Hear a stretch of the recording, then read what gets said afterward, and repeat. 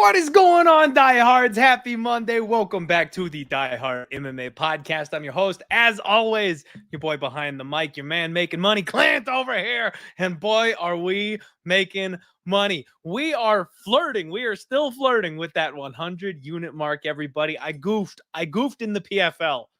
But we got it all back at UFC Austin, baby. We're rocking the Die Hard Stimmy Check, the baby blues. We got the money chain. It was a good night. The people doubted Davison Figueiredo. We tried to tell them they couldn't understand Miss Veronica Hardy and the greatness of Dan Hardy, her husband, who is now blazing her path through her mixed martial arts career. Round one, Cody Round one-dage showed up for us right when we needed him. Last second tweeted play. We added that one to the pile. Plus 195. Should have taken the round one KO. I called it. I talked about it. Should have taken the round one KO. And we were this close to hitting a 90-1 prop parlay. Unfortunately, I messed up. We threw the last leg in, Kelvin Gastelum, by decision. And folks, the pieces of the puzzle, they were all there for me to fade the shit out of Kelvin Gastelum. And I just couldn't do it. You go back and you listen to last week's show. And I was like, I never have a good read on Brady. Every time I bet against this guy, he gets me. So I'm not going to bet against him this week. I should have sometimes you have to cap the capper where you're like, I know I'm wrong on this guy, so I need to fade myself. And then I looked at like, man, he's really hard to finish, Kelvin. But the one thing we've seen him do is get out grappled and submitted. And then you look at the money and it's like 95% of the money is on Kelvin Gastelum, and they refuse to flip the line. They're like, here you go. Here's plus 105. You can still get plus money. Everybody likes Kelvin Gastelum. Come on in. The water's fine. It all set up perfectly for me to bet on Sean Brady. Didn't get there. But you know what? A penny saved is a penny earned when it comes to gambling. I did not put money on Kelvin Gastelum. We lost that little quarter unit sprinkle that would have been just a glorious 91-1 parlay casher. And I'm bummed about that, but little loss. We gotta shrug that off and move on. Everything else just went dandy, baby. It was a good night for us, except for Puna Haley Soriano. What the hell, man? I'm always the guy arguing for Dustin Stolfus.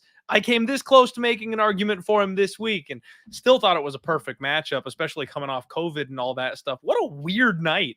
And speaking of weird nights, we're about to have a weird night over here. I am so excited to bring back one of my personal favorite guests. You guys know I love each and every guest that comes on this podcast. Otherwise, we wouldn't invite them on the show, right? But this guy in particular, we always seem to have a good time breaking down these fights, and we were long overdue for a show. So I'm happy that before the end of the year, we've been able to connect. My guy, Dan Tom, MMA, joining us tonight. How you doing, buddy? My man, yeah, we've been trying to connect, so I'm really glad we were able to do it here, Clint. Thank you for bringing me on. And in case you guys don't believe him, we're not just blowing smoke here because there really is no other reason to bring me on off the losing weeks that I've had, to be honest. So Clint must really like me. That being said, I'm hoping I'm going to be able to contribute what I can to your audience. I definitely do not want to muck up the waters of the goal for 100 units because, again, Clint, you can vouch for this, not just saying this to blow smoke and whatever. I've told this to you privately throughout the year. I root for everybody. I'm friends with everybody too, yada, yada. But I've been really rooting for Clint here, folks. So just seeing him in, the black, seeing him do so well already puts a smile on my face. But I know Clint's goal is to get to that 100 unit mark. That's huge.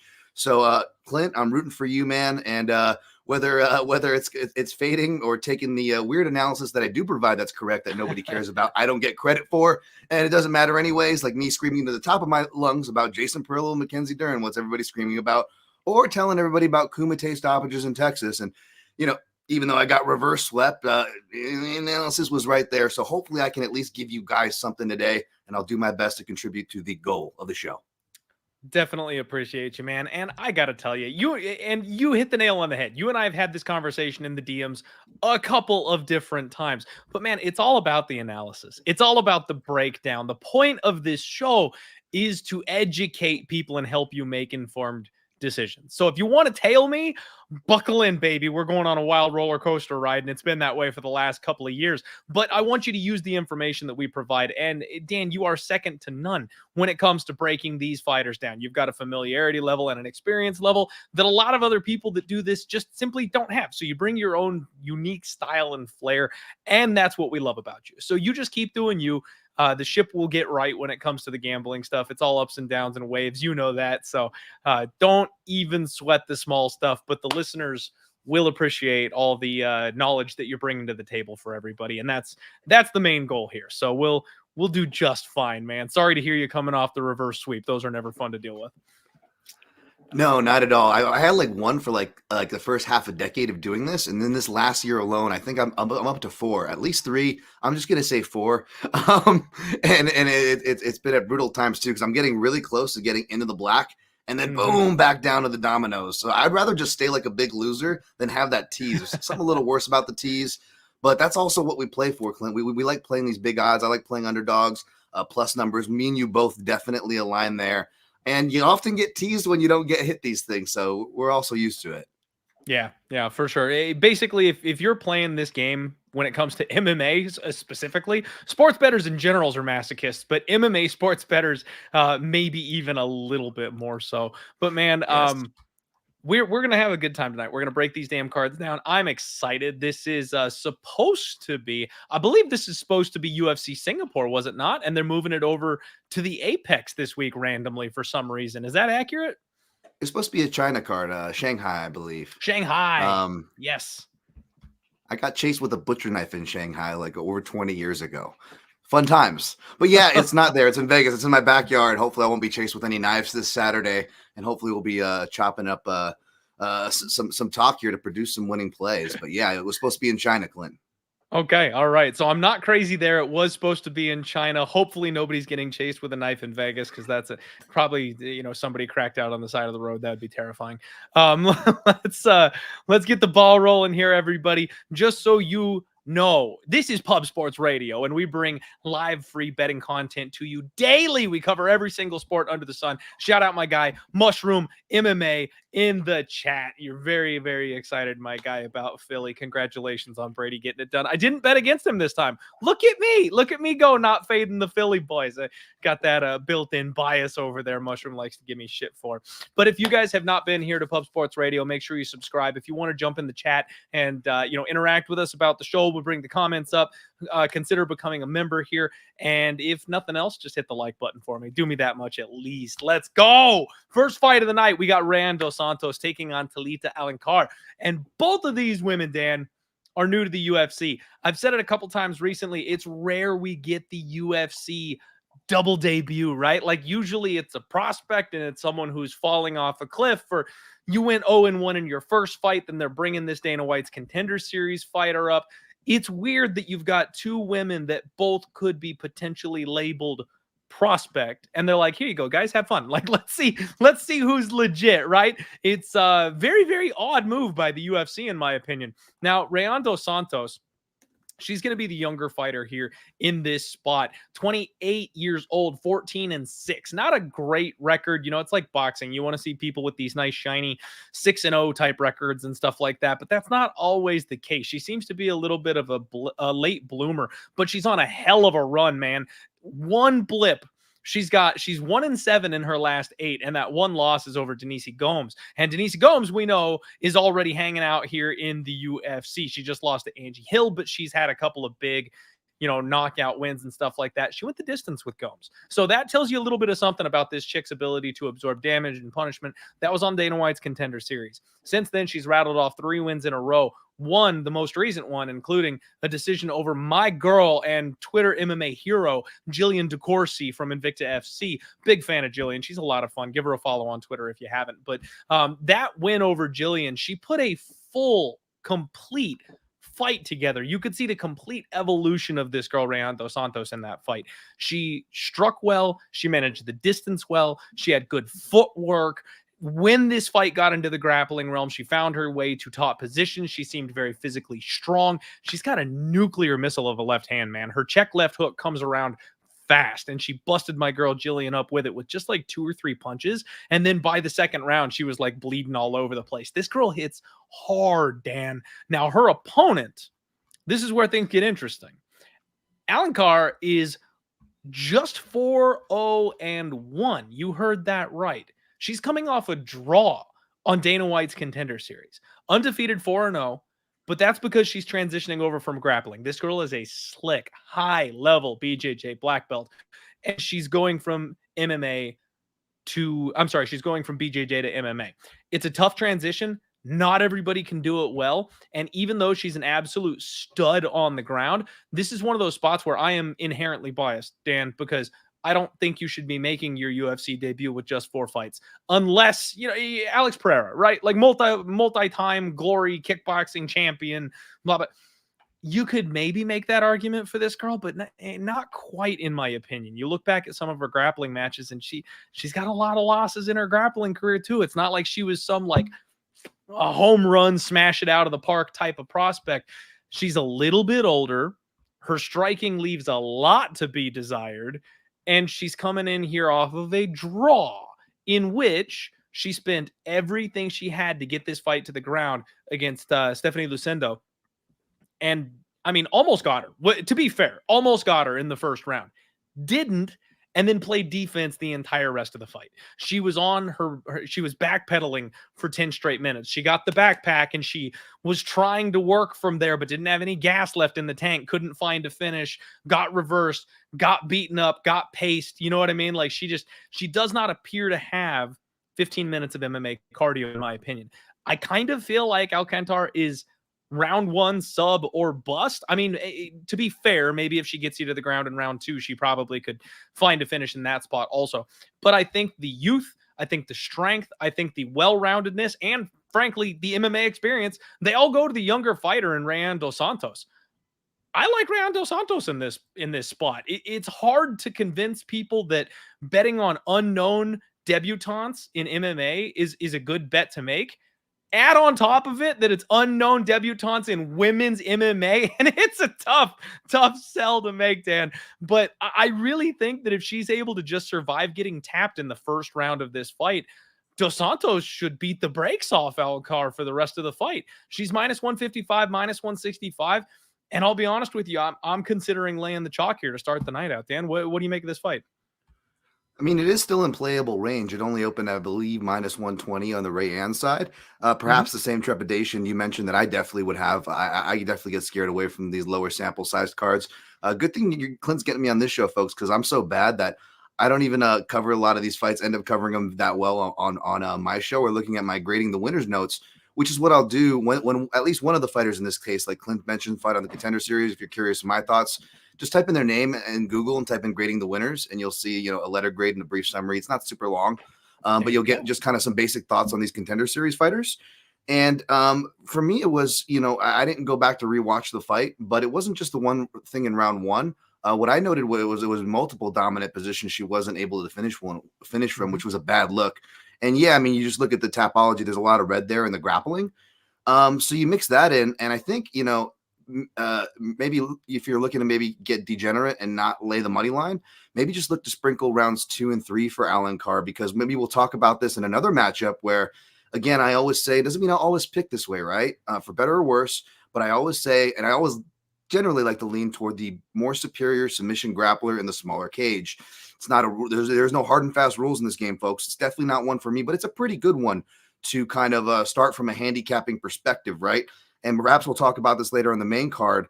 But sometimes you may have the superior grappler, but if that superior grappler also is somebody who falls apart gas tank wise, well, that small cage that forces action will actually work against them if they're not able to get something in that first round, because likely they're going to try hard, whether they mean to or not, whether they bring the action because they're smart or the action comes to them because it's the small cage. That's where you start rolling the dice and say, do you want the fighter who's a longer laster? In this case, you're on the chalk side, which is still playable chalk, Clint. I'll probably stay away, but rounds 2 or 3, I might go peek at those right now for some degenerate sprinkles. I like it, man. I like it. And you know what? I got to laugh real quick, man. Somebody in the YouTube comments last week hit me with, I don't know, this high horse stance that he was like, man, every single time your show comes up on my feed, I go click to watch it, and the first thing you say is, "Hi, degenerates." And to be a degenerate, he hits me with the textbook definition of what a degenerate is. And he's like, "You don't have to be in moral decline to be a sports bettor and try to invest." I'm like, bro, you're outdated. That's it. Degenerates is a fun term for gambling these days, and we call ourselves that because we enjoy it week in and week out. I'm sorry. I shouldn't go off on the haters in the chat section below, but that one made me giggle because I'm like, seriously, you can't get past like the first 30 seconds because I used the word degenerate. That triggers you so badly you won't watch the show. Like, I got a good kick out of that one. That one seems I don't want to call anybody out too badly, but that's a little cupcakey. That's a little nitpicky. That's a little nitpicky. Yeah, come on now. Just a little bit, man. Like, you want to make fun of my hairline, make fun of my JP buys bet. I'm like, all right, like that's all. That shit's fair game. Like, go for it. But degenerate, come on, man. Give the show a shot. All right. We're liking the chalk early on in the night. I may actually sack up and take that bet. Absolutely. So let's go ahead and break down this next card, or this next fight, man. We are talking about Tatsuro Taira. He is taking on Carlos Hernandez. And it's Tatsuro Taira, man. I'm again, and I'll say this again. I said this last time. I'm shocked at how low he is on the card. I don't know if this is like the final card placement, but he always is like kicking off the night. Now, I know he's a younger prospect. The UFC is trying to build Tatsuro Taira, and he is exciting. So like he kind of gets things going, right? But he's been around long enough now. I kind of would expect him to be closer to the main card or maybe towards the end of the prelims, that kind of thing. It's weird. Anyway, Tatsuro Taira, you guys know this kid, right? He's super young. He's still just, I think, 23 years old, 14-0 undefeated. Like, the UFC really may have something on their hands with this Tatsuro Taira kid.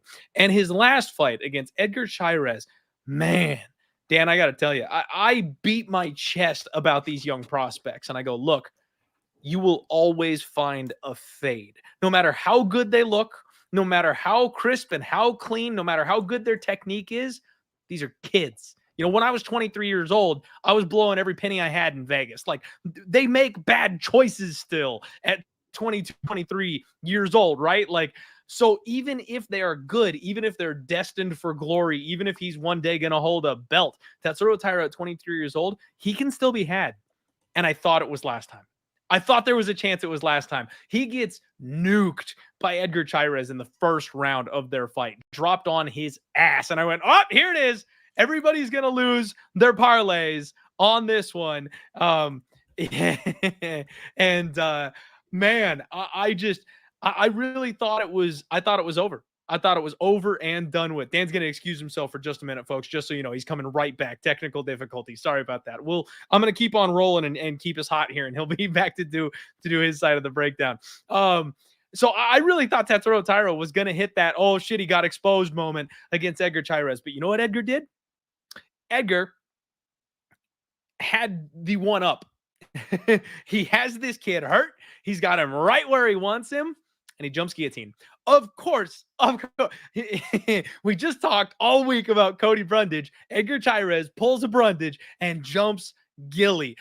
Worst idea ever. The only place you don't want this kid is on top of you. Now, frankly, I don't really want him underneath me either. He's so dangerous in any version of the grappling realm that Tatsuro Taira will tap you out, whether it's from his back, whether it's from on top. I love his shoulder pressure. I love his active guard. This kid is nasty on the ground. Now, his stand-up is still very much a work in progress, but he's getting there. He's got the right size. He's got the right frame. He's long. He's gonna develop that striking. And what has the UFC done? They gave him somebody with absolutely no power, who is a slightly worse grappler, Dan. So he's taking on 9-2 Carlos Hernandez. And Carlos Hernandez is coming off a bit of a weird situation. He's got the technical decision over Denise Bondar in his last fight, where he kind of beat the brakes off Bondar for 15 straight minutes, and he got a round 3 TKO, but because their heads like clinked as they were going down to the mat, They called it a no contest because of the incidental contact.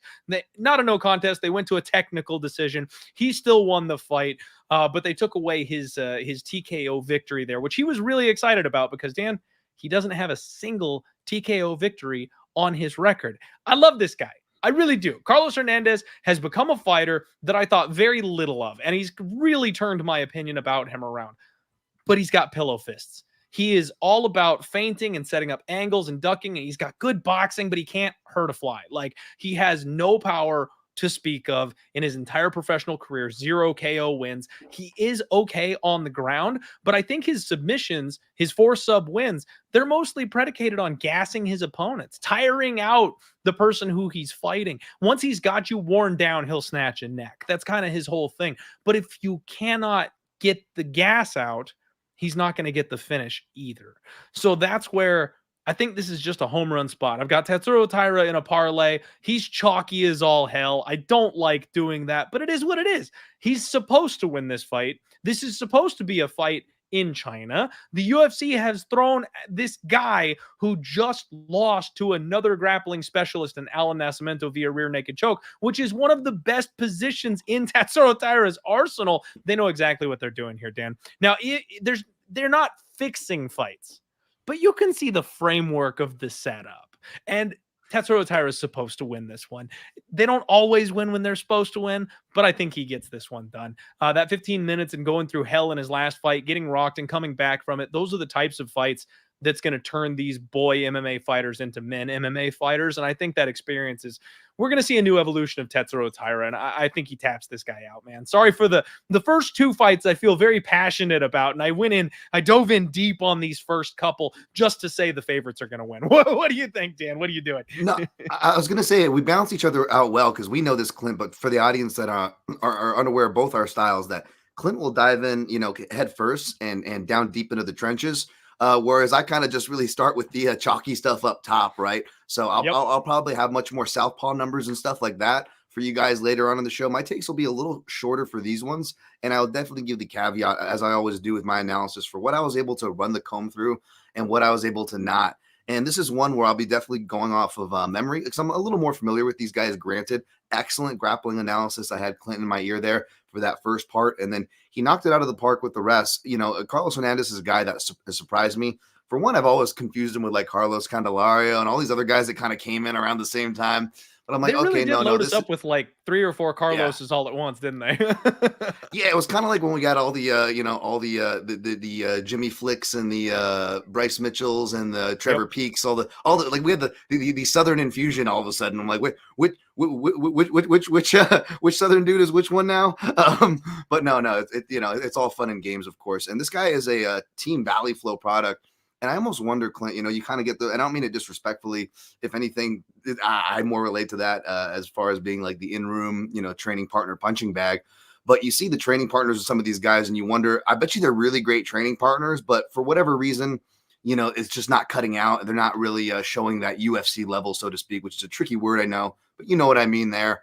And Absolutely. I don't want to cast any dispersions on Hernandez, but you're right. This feels like a very set up spot. I had to go back to watch Hernandez.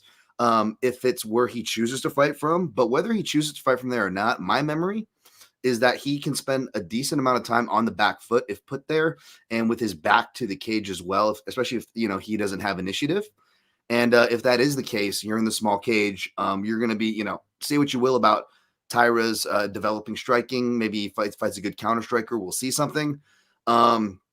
But I think those margins are really much more smaller when you're in the small cage. So I definitely like Taira here as well. And I almost want to, last thing I'll say is I don't want to complain about this because the UFC rarely handles prospect with care these days, much less like Asian prospects. And we've got obviously 2 big ones on the card. This is one of them. So I definitely am not going to complain there. Props to them for doing that. But if Taira does pass this, I do want to see a step up.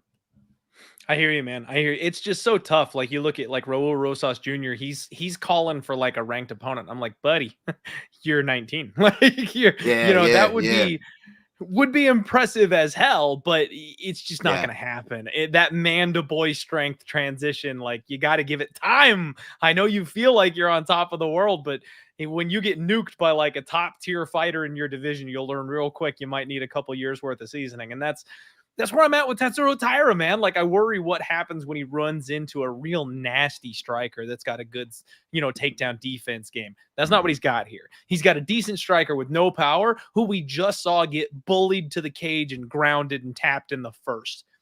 That's what he's going to do. We're in the small cage. He's going to back this guy up. He's going to drag him to the floor. He's going to tap him out. Tatsuro Taira by sub, round 1, maybe round 2. If Carlos is on his A game, maybe round 2. Next fight, Daniel Marcos takes on Carlos Vera. We were just talking about all the Carloses. We got another one here for you guys to talk about. It's a popular name right now in the world of MMA. Daniel Marcos, I don't know what it is. Dan, I have grown to love Daniel Marcos. I don't know what it is. I like his style. I say it every single time I break down his fights, that there's something about his shot selection that I love. You can see the high fight IQ processing as he goes out there and fights. He's just so nasty on the feet.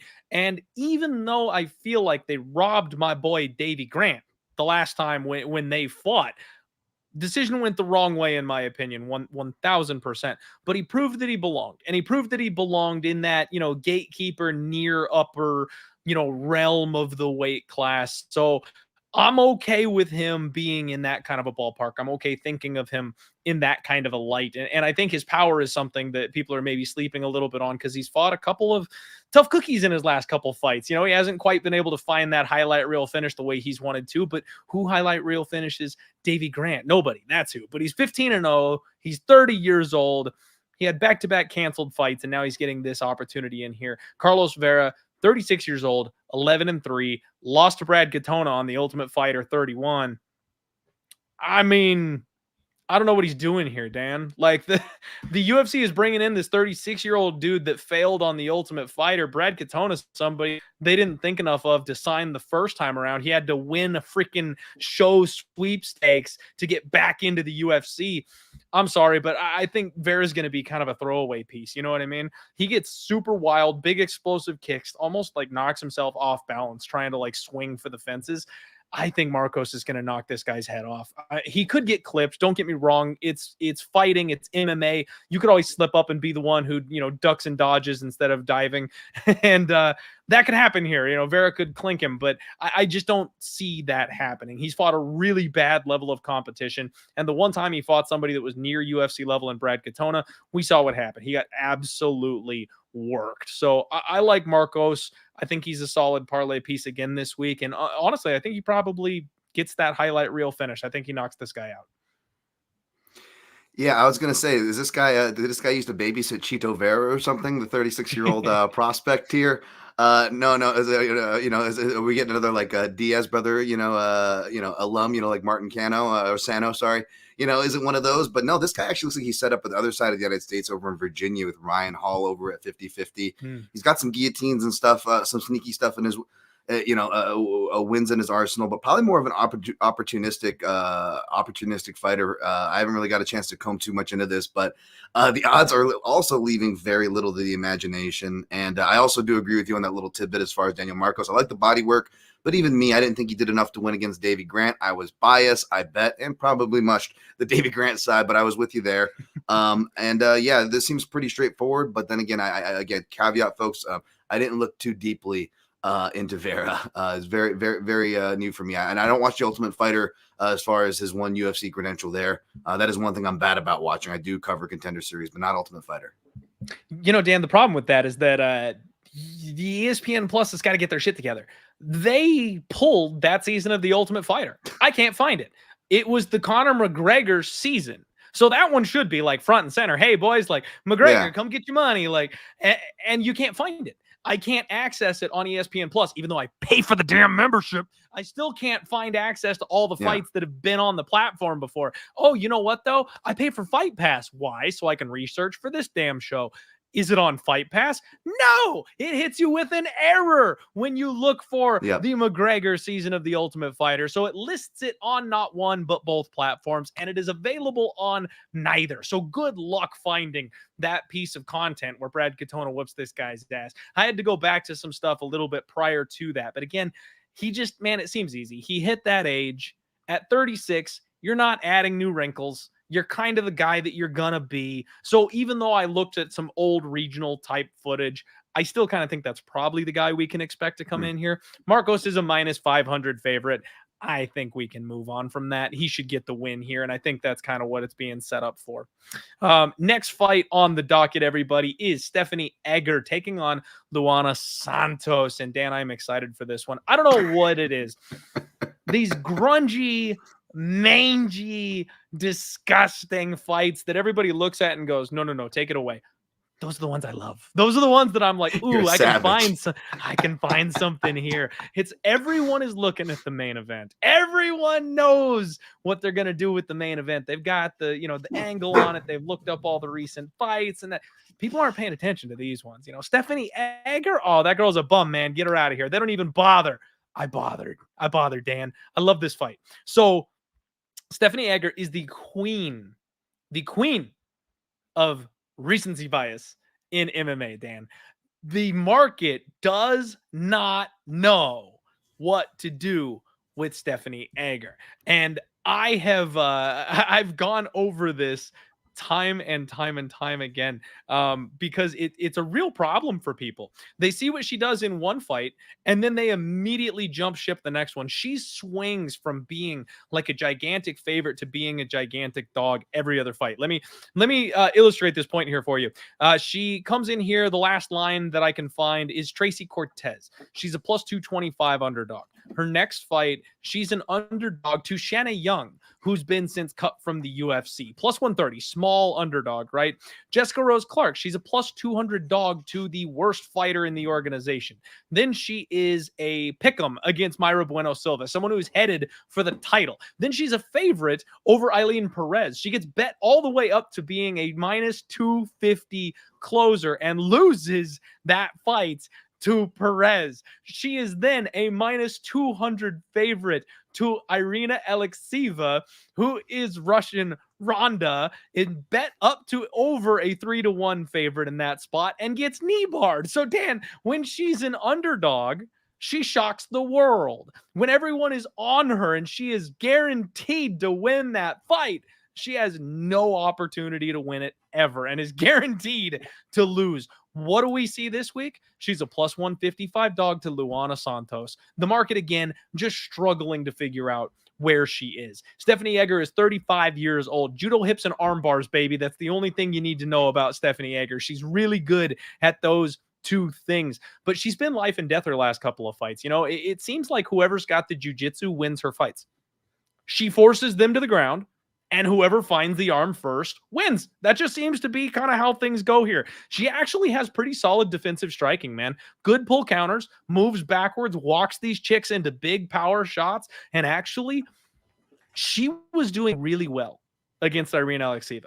When you go back and kind of run that fight back, Alekseeva was forcing a brawl, and Egger kept a cool head, backed up, edged her way out of some damaging shots, and then was returning fire. And in fact, she was the one who looked like she was kind of starting to take that fight over. Now, I know the commentators are like screaming about Alekseeva turning it into a brawl and making it dirty, but there was no panic in Egger's eyes. There was no sense of frustration or fear. And then she got knee barred. And it was just this weird, like she was in the driver's seat. Alekseeva flops on her head. It looks like she's going to get some ground and pound off, and oh shit, my leg. Like that's how that fight went. It was the most random finish ever. And Alekseeva got exposed in her next fight, Dan. I think that Egger is just for and against the flukiest fighter on the roster outside of Cody Brundage. Luana Santos, 6-1, made her UFC debut over Juliana Miller. Another spot where people don't know what the fuck to do with Miller. So she is a pick'em to Juliana Miller. And we all now know that Juliana Miller really just not that great of a fighter at the UFC level. Santos is a former LFA fighter. It's a pretty good organization to be coming from, at least for women's MMA purposes. She fires big looping punches, man. It looks like she's got some heat on her hands. Don't get me wrong. This girl hits hard. She's got a big, powerful right hand, but everything is like panicky, loopy. She's not processed. You know what I mean? And she wants to take your head off. She wants to really crush your skull in. And it's funny because, Dan, when I broke her fight down against Juliana Miller, I said, she's aggressive. She's mean. I like those qualities, especially in women's MMA. And she looks like she hits pretty hard, but she can't knock anybody out. She'll win a decision. Maybe she'll get a club and sub. Maybe she'll tap out Juliana Miller. She's not going to knock her out. She TKOs the girl right after I declare that she is not capable of getting the knockout naturally. But I think people are really looking at that and being like, oh, damn. Like, I really don't think that's her. Like, you look back at the rest of her run, she just isn't capable of doing that. I think Miller had a rough weight cut that fight, if memory serves correctly. Going into that one, she did the death on the scale thing, and it was like a short notice turnaround right after her previous loss where there was no preparation. Bad spot, real bad spot for Juliana Miller. And Luana Santos was so crazy aggressive in that fight. She was throwing herself at Miller to get the finish, mouth hanging wide open, big ass deep breaths. Like, she's fighting for air in there, Dan, while she's trying to continue slinging hooks from her hip to go ahead and get that knockout win in the first round. I don't know what Luana Santos looks like in the second round of that fight. I'm not entirely certain that this girl knows how to pace herself. And if she comes out with that kind of fury, what we have seen from Stephanie Egger is she knows how to counter it. And she will send you for a fucking ride. This girl will hit a hip toss on you and put you on your ass quicker than you could believe. I like Stephanie Egger, Dan. I think everyone and their mom is going to be piling in on the favorite here, talking about how Stephanie Egger is a washed bum again. And I just think they're wrong. I think she's a decent UFC caliber fighter with a solid skill set. And if you don't know how to counter the judo, she's going to get dominant positions on you. And that's all it takes. If she can get a couple dominant positions, she will win the fight. Combine that with the fact that I think Luana Santos at 6-1, the lesser experienced fighter here, is still reckless and doesn't have a great game plan put together with potential cardio and gas tank concerns. Give me the girl that's going to put her on her ass all day. If Egger survives round 1, I think she will take over 2 and 3 and really just show Santos a tour of the octagon. And I know you mentioned it before that the small cage tends to be like a help and a hurt, probably benefits Santos in round 1. But when she's trying to get away from Stephanie in round 2, it might be a problem. So yeah, I like the dog here, Dan. I think I might fire on Stephanie Egger again this week. Back to war, baby. What do you like here, man? This is one where I got to watch the LFA fights for Santos. I just remember her Miller fight, and also to kind of add to that point with the kind of context that we need to always try to apply to these numbers in the market, right? I also believe that, Juliana Miller, say what you will about her in the first place, I do also think she got injured in that fight too, which is why she's out right now getting a knee surgery. So that's something to keep in mind. I don't know when it happened in that fight. Again, I have to go. I'll probably go rewatch that one as well, even though I did see that one. But I don't disagree. From a basic broad brush perspective, you got WMA values on the dog here. Not hard to make that case. You got the small cage. And again, just going off of memory percentages, the way these girls are built, what we generally see. I don't know how replicable, to your point, Clint, I don't know how replicable round 1 KOs are in this division or any female division, unless you're like Chris Cyborg at featherweight. I don't know how replicable that result is. And Edgar looks like an athlete. And Santos' defense is, when you go to, by the way, Dan. Yeah, never been KO'd. And in Santos' defense, as far as her pacing goes, it definitely might be an issue. But as far as the bottom dropping out, that's yet to be seen. She's got, round 2 finishes, round 3 finishes, decision wins on her record for what that's worth. Obviously a much lower level. So for me, what I'm trying to say is I don't think that maybe striking or even cardio will be the deciding factor. I think you stole the words out of my mouth. I think it's dominant positions and stupid decisions is the only thing I'll add to that. Who's going to make the stupid decision? Who's going to get the dominant position, right? And you got the chaos of the small cage. Sure, Edgar lost her last 2 fights, which were both in the Apex. She also won both Apex fights before that, putting her right at 2-2.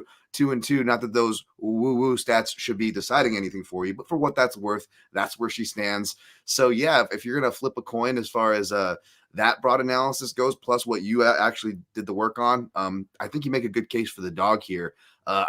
I'll see where I end up on. I don't know if I'm going to be rushing to the window on this one, but definitely don't be surprised for me to pick the dog here, take the dog in Tout Master or something like that.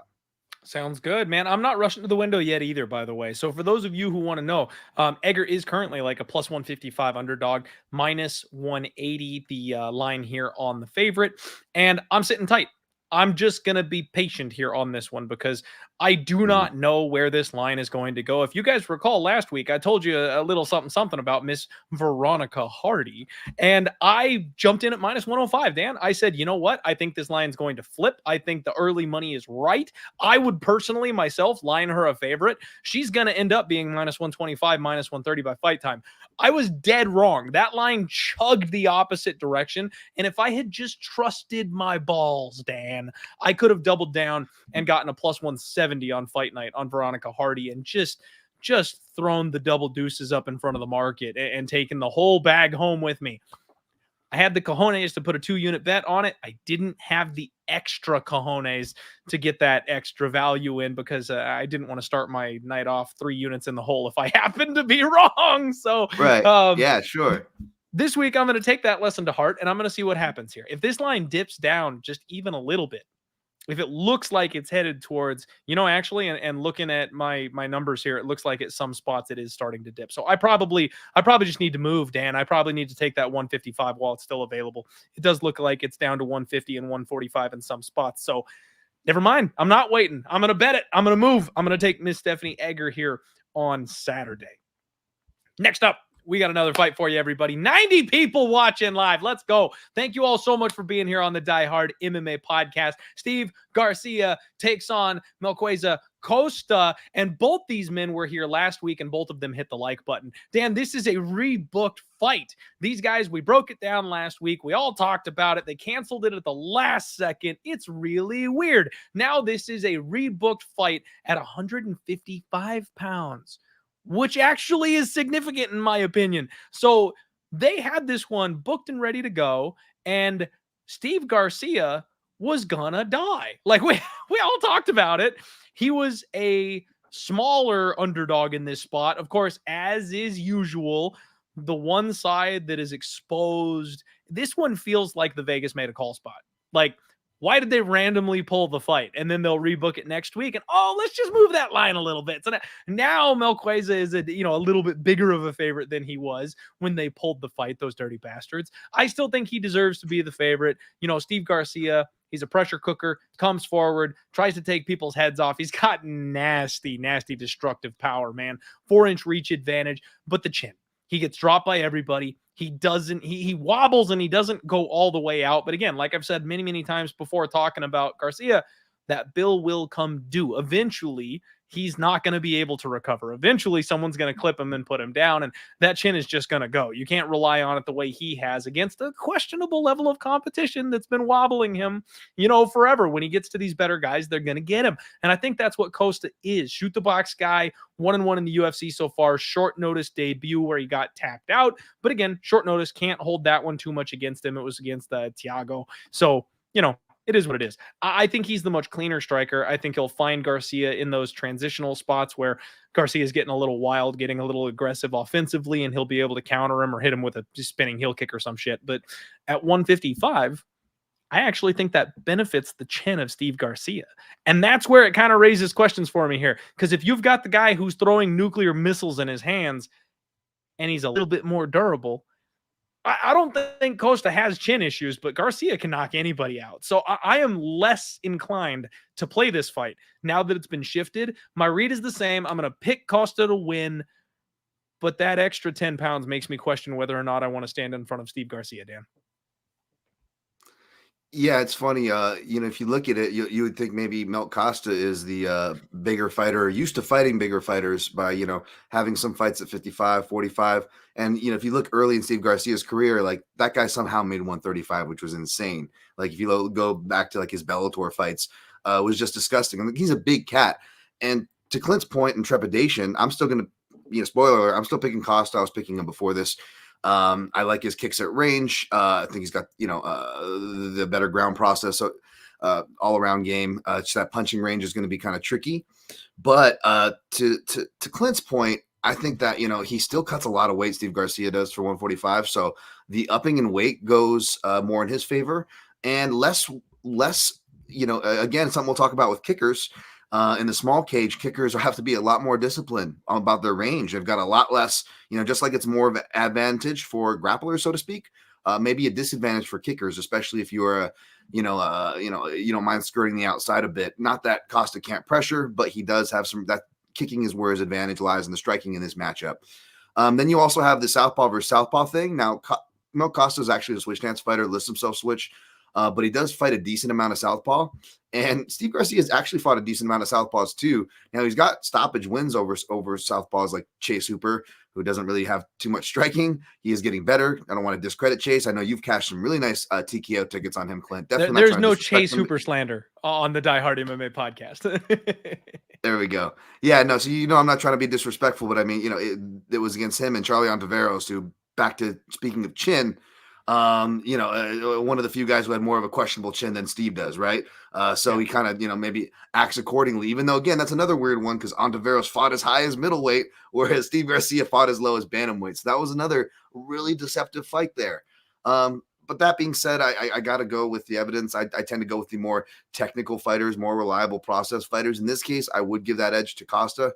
So give me Costa here. I still don't know if I'm going to play him. I was trepidatious about putting him in a parlay. I did think he was one of the better parlay pieces, to your credit, Clint. I know he dropped out of one of yours. And I did kind of throw out there, which anyway, wouldn't have mattered. Yeah, and another way to sprinkle here, you got a round, kind of a round one do or die guy. Even though Steve Garcia, if neither guy finishes in round one, he has proven he can go to round three. That being said, I would look at sprinkles for Costa round 2 and 3, except they weren't the greatest numbers last time out, Clint. And I imagine they're going to tighten them up even more this time. So it's hard to get really too profitable with that unless you see a strong angle. Completely agree, man. Our guy Mushroom MMA just go ahead and rocking the boat in here. He says he's still on Garcia. He's playing the knockout. I respect it, Mushroom. I really do. And like I said, I think that extra weight, if it's going to benefit anybody, it's going to be the Costa side, in my opinion. So good freaking luck, man. We'll see what happens. This is going to be a fun fight. I do expect a violent finish. Maybe we just bet under. Maybe we just bet violence, right? Like someone goes to sleep and we'll do it that way. I got to see the total when it drops, but can't imagine the bookies are going to give us a break on that one either. Next fight up, we have got Hyun Park taking on Shannon Ross. And Dan, I hate Shannon Ross. I've got a bad history with Mr. Ross. So I've only bet on the man twice, but I am 0-2. In his UFC tenure, he's got 3 fights, including his Contender Series fight, where he is 0-3, all 3 by KO. Now, his last fight, he was a short underdog, plus 135-ish. And I thought, you know what? This is as low as the stock is going to go. I actually thought there was going to be made for being a half decent fighter, decently well-rounded. He's got a lot of different skills and abilities, and I think he could put that into play. He's taking on a man who doesn't have a single win on his record by KO, and that was the kicker for me, man. If you can't clip this guy on the chin and hurt him, he's gonna be in the fight. What does he do?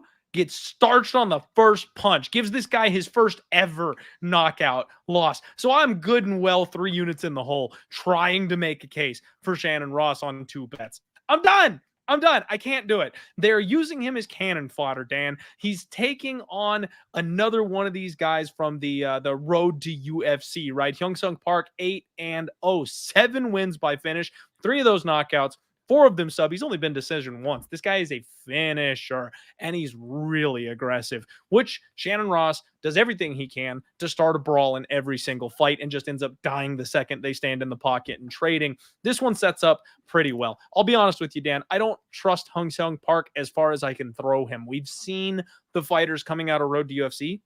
Competition's pretty soft. Not to be disrespectful, but I feel like the Asian regional scene tends to be a little bit softer, and it takes them longer to develop and level up and get over to the UFC caliber that we kind of need them to be at to be successful at this level. So I need to see more from Park before I'm ready to jump in. Yes, he's 8-0. Yes, he's violent. This seems to be a perfect spot, but minus 500? No, thank you, sir. No, thank you. I will not be laying $5 on Park. He's who I'm picking to win. We're picking him by knockout. I won't lose money on Shannon Ross one more time. But definitely also a guy I want to see at this level a couple more times before I'm willing to put my money on him. And I want to break, man. I want a little bit of a better price before I do. What do you think about this fight, Dan? Yeah, the number definitely is a big turnoff, but I think it's more just the spot kind of a deal. It's kind of clear what they're doing. It's a real setup fight. Again, Clint mentioned this earlier. This fight, you have to keep in mind, was originally booked for the Asian market, right? Over in Shanghai and stuff. Now, I'm not as familiar with Jun Park. I actually was looking into him the other day not the other day, but toward the end of Contender Series, because I also do post matchmaking, and there was a flyweight who recently won a Contender Series that I thought would be a cool matchup here, because again, he's still in that, even though he's not from Contender Series, he's from Road. He's still in that phase for me, what Clint just said, wait and see territory. You know what I'm saying? And that's kind of the smarter approach here. I'm going to pick him to win. Maybe we get pleasantly surprised. And I don't know, what was the name? Ray Nakamura or something, that southpaw Japanese prospect who looked really good. He was kind of an outlier there. Maybe we get something like that, but maybe we got to wait and see. The Asian scene is weird because it's like, they'll get guys more experience, younger. So in that sense, they don't protect them. But there's so many weird organizations still like that will like be different, from ring to cage. Not so much mixed rules like we're in the 90s or early aughts, but you will have like 2-round fight. If you see a lot of draws in certain organizations, it's because they were 2-round fights. So you'll have like weird things that take some time adapting. No matter how, even if it's someone that has like good potential. There's a lot of adaptation to come over to the American or North American kind of scene and organizations and how they run things. So something to keep in mind. Absolutely. Lots of questions. And if there's big questions like that, I try not to get involved unless I'm getting the best of it. And at minus 500, you're not getting the best of it. All right, everybody. This is the Die Hard MMA podcast. I've been joined by my guy, Dan. Tom, give me a second while we take a break, pay a couple of bills here for you, and then we're back into the breakdowns. Of course, this is Pub Sports Radio. Do us a favor, support us while we bring you the best gambling content ever, and we are offering you a chance to win $100 every single week. PubSportsRadio.com. No sign-up fee. Make an account, pick your fighter, pick your round, pick your method, and that's it. The winner of every single week gets paid out $100 cash, and we keep record of everybody's accumulative scores and things like that. So it's got a leaderboard, it's got a competition thing going on. It's fun. I still haven't got my damn black belt, Dan. You got to win 3 contests, and I'm stuck at 2. I've been top 5 like 2-3 times. I just can't quite get over that hump there for that 3rd win. Next up, if you guys want to support your boy, grab some merch. I love the idea of somebody walking around. It's getting cold. Get a hoodie. You got a Die Hard MMA or Trust Your Balls shirt out there in public. I need to run into some people doing that. So this is the best way if you want to support me and you don't want to tip or donate or whatever. Like, this is straight up just come get some merch, help spread the name of the show, get it out there. Appreciate and love you all. Spectation Sports, if you like regional scene MMA, or if you want to do some early research on the fighters that we're going to be seeing on Dana White's Contender Series, this is the place to go. It's an alternative to the UFC Fight Pass. There's a lot of really cool organizations here that I work closely with, and we've got Nashville Underground coming up here and wrapping up the end of the year. We'll be honest with you, not many cards left to go, but use promo code DIEHARD to get 20% off when you sign up for this. It's a cool product. Make sure you go check out Spectation Sports. Next up, you've got the Sharp app, and I will tell you guys, I don't do anything besides MMA and NHL. I'll degenerate out on NFL, but I use the Sharp app for information on all of that. They've got the Proptimizer, which will give you trends and prop bets, as well as the exact edge for what the number is. They've got experts. They've got a whale that puts like 50 G's per play that you can track and follow. They've got the Sharp app report that'll tell you where all the public money is, where the sharp money is, where the line has moved since then. All the info you could need to make good bets. Check out the Sharp app. I'll go ahead and put a link in the description of this show at the end. And of course, Bet Openly. You guys are missing out if you have not signed up yet for Bet Openly. This site is absolutely awesome. It is peer-to-peer betting. You are saving between 8 and 13% on every single bet you make because it's a real human being on the other side of the bet that you made. Somebody else picking up your action. Better numbers means profitability for all of us long-term. Pay less juice. Sign up. Check it out. Look at this. We can create a bet right now, and I'll show you how it's done. Let's look at the lines for the UFC this weekend. Nascimento minus 270. You're getting damn near $1 break on that number. Stephanie Egger, who I plan to bet, she is plus 150, plus 155, pretty much everywhere. You're getting plus 163. And now the best part is, it's not just the underdogs. The favorite lines are better also because Luana Santos is a minus 170 or minus 175. You're getting the matching minus 163 on her side as well. So like I said, it benefits both sides of the bet. Everybody will make more money. Keep a chunk of your bankroll every time you gamble. Check out Bet Openly. It is the wave of the future. I'm going to get a link for you guys in the chat below, and just do me a favor, click the link. That's the one thing you can do to help out your boy. Drive some internet traffic. All 97 of you chilling in here watching with me right now, just click the link during the show and we'll bring some more free entertainment your way while you do it. Again, I'm with my guy Dan Tom. Make sure you check him out. He's on X. He's on Instagram. He does the sharp. I'm not that sharp. Geez, I'm mixing up my names here. He does the Southpaw report every single week, which is just a golden piece of information when it comes to these fighters taking on people that have opposite stances. So make sure you check him out and support him. The next fight we want to talk to you about is Kenan Song taking on Kevin Jousset. And Dan, I will be completely honest with you. Kevin Jousset is a guy that I wrote off as nothing. When he came to the UFC for his last fight, it was another one of those double debutante situations. He seemed like the token CKB guy, right? Like all the city kickboxing fighters are they're kind of hanging it up right now, man. You've got Israel Adesanya taking a leave of absence. You know, you've got all these guys going back to coaching, and people just city kickboxing is kind of falling apart a little bit at the seams right now, and it's not great for them. So what do? They get the next man up, get him in here. We need a city kickboxing boy to take the spotlight here for this. And I was impressed. I didn't think much of him at all. He seems like another one of these discount CKB guys where he's just not as good as the higher level guys, but he got the damn thing done. He's 6'2". He's freaking huge at 170 pounds. And that kind of seems to be his calling card. Decent durability, looks to get in the pocket and trade, hits harder than you hit him. That's his whole deal.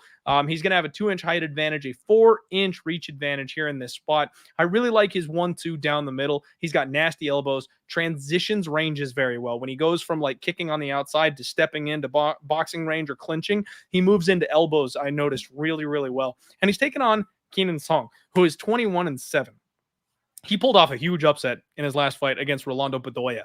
A lot of people, myself included, thought Bedoya was going to beat the brakes off of Song because kind of seems like the chin is really starting to go for him. You know, he's got a lot of KO losses at this point in his career. 33 years old, 4 knockout losses, 2 of those coming in the first round. Everyone was ready to bury Song. And instead, he put on a show, man. He really outmaneuvered Bedoya. He's another big, strong guy at this weight class. Decent footwork. He's heavy on his feet, so he doesn't do a whole lot of moving, but he lures you into these like low power punchy type of fights. He's Asian Sam Alvey, Dan, is who he's. Song Kenan is Asian Sam Alvey, all right? Like that's exactly what he does. And I don't want to bet on him because of that. I still think the floor is going to fall out on his chin here sooner than later, and this is the exact kind of opponent who might be just a little more technically savvy than him, who's bigger and longer, might bink him at some point, but he's still got power. Song Kenan can crash the pocket and knock absolutely anybody out. That's the one thing that if you take him lightly, he will bust your jaw. So it's a fight I want nothing to do with. You've got Jousset, who's a minus 165 favorite after coming into the UFC as like a unheralded underdog to a nobody.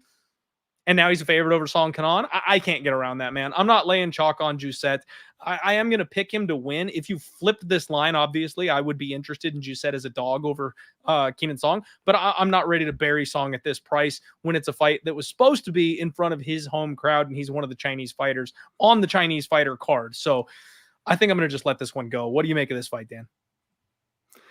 Well, you make me feel better because that's definitely my initial feel as far as, you know, I don't know if I want anything to do with this one because whether or not I pick him or not, folks, definitely still have enough respect for Song Yadong and still, you know, don't want to get too excited. Just like you don't want to get too excited off a fighter, even if they look good in a loss.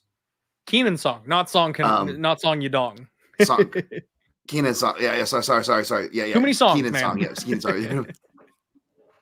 You know what I mean? But like, yeah, he's not a guy you want to, you know, necessarily discount. Although I will say, if he loses this one, you kind of made the joke earlier, but it's like, yeah, you know, Brad Riddell, Izzy Adesanya, like this guy is just going on the city kickboxing tour. If he loses to another one, I say we have, you know, my guy Shane Young pull a Goiti Yamauchi, an Eric Koch, go from Turn him 145 around. and 170 to get him back in the win column. Let's get him in the win column. Shane Young looked actually pretty bulked up the last time. I don't know how he made 145. He didn't look good in the fight, but he looked bulked up. So maybe we get him up here to face to face Kenan there, the assassin. But I always like to put like the little R there, the silent R there, like a popcorn kernel. But no, Kevin Jousset, which I have no idea how to pronounce. Another reason why I need to go back and watch his fights. Yeah, I slept on him too, though, Clint. How you kind of kicked off your breakdown. I was definitely guilty of that as well. Was impressed what I saw. This is one that I am going to cover on my quick picks and prognostications and a little more in depth. So I don't want to say too much and put my foot in my mouth too much as far as a pick or a lean here. But as of right now, regardless of the pick, not too interested to bet this fight. More of a wait and see for the Jousset side. Okay. All right. Fair enough. And Dan, we got breaking news on the podcast. I need to get your reaction. Giga Chikadze is out of his UFC 296 fight against Josh Emmett. I am sad.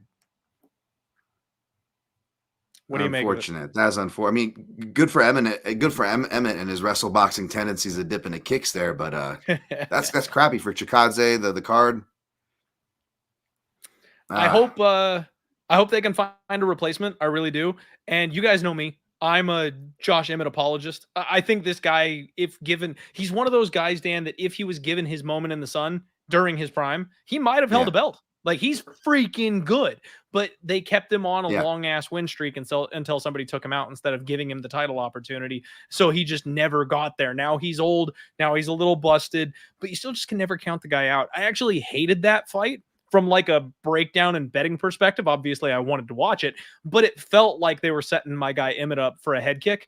And I was like, no, I don't want to see that. I want to bet on Josh Emmett. I don't want to pass because I know my heart's in it. So let's see if we get a short notice replacement. Maybe I can get a better fight. Maybe I can go to war with my boy Emmett here one final time before he's a little too shot to deal with. But we'll see. Bummer we lost a good one. Next fight card is huge, man. So many good fights on that one. Yeah. It's going to be a big night. Yeah, I feel we you got on two that, events though. left, Nice folks. Emmett get back. What was that?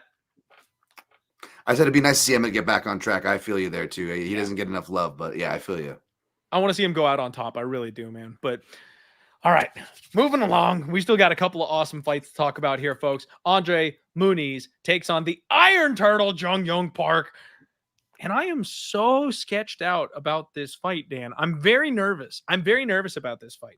So lots of things, lots of moving parts happening here. Jong Park, they do call him the Iron Turtle. The man is known for his pace and his cardio and his durability. I talked about Asian Sam Alvey, the last fight breakdown. This guy's Asian Marc-Andre Barrios, right? Like, he wants to take you for 15 minutes, rely on that durability and cardio, and just wear you down. If he can box your face off once you're tired, he will. If he can take you down and grab your neck once you're tired, he will. Like, that's what this guy does. And he's very, very good at it. So I like Jong Park. Everybody likes Jong Park, but he's 17-5, and he's got a 69% takedown defense rating. 70% pretty good, but not incredible. He's taking on Andre Muniz, 23-6, back-to-back L's by Craig and Allan. So stock is low on Andre Muniz. But that's kind of the problem for me here, Dan, because you've got Jong Park seated as a decent-sized favorite over Andre Muniz. -200 on Park, +165 on Andre Muniz. And I don't know that you can compare grappling resumes even close in this one. Andre Muniz is an absolute stud.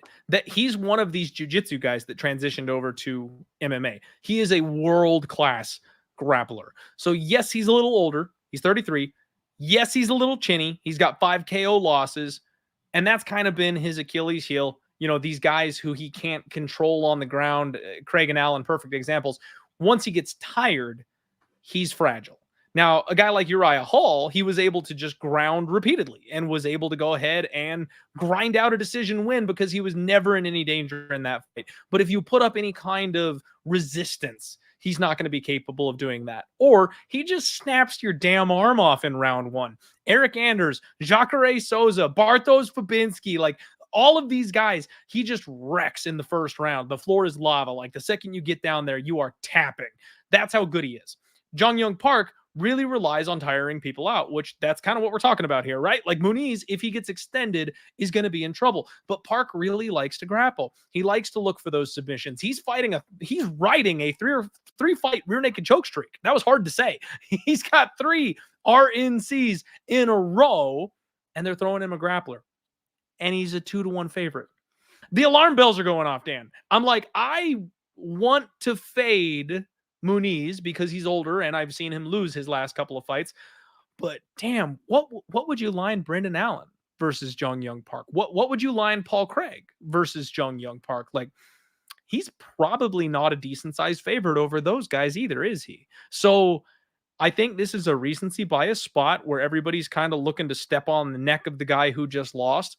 And we might need to pump the brakes on that. Muniz is a far better grappler, and he should have just the larger, more physical frame. If Park can stay safe and drag this fight into the second or the third round, then maybe he's got a chance to wear him out and beat him in that circumstance. But I don't think he's got the one-hitter quitter power to like take him out early and expose the chin, and he's not going to out-grapple him. I kind of like the dog here. Dan, am I crazy for wanting to go to war with Muniz off back-to-back L's?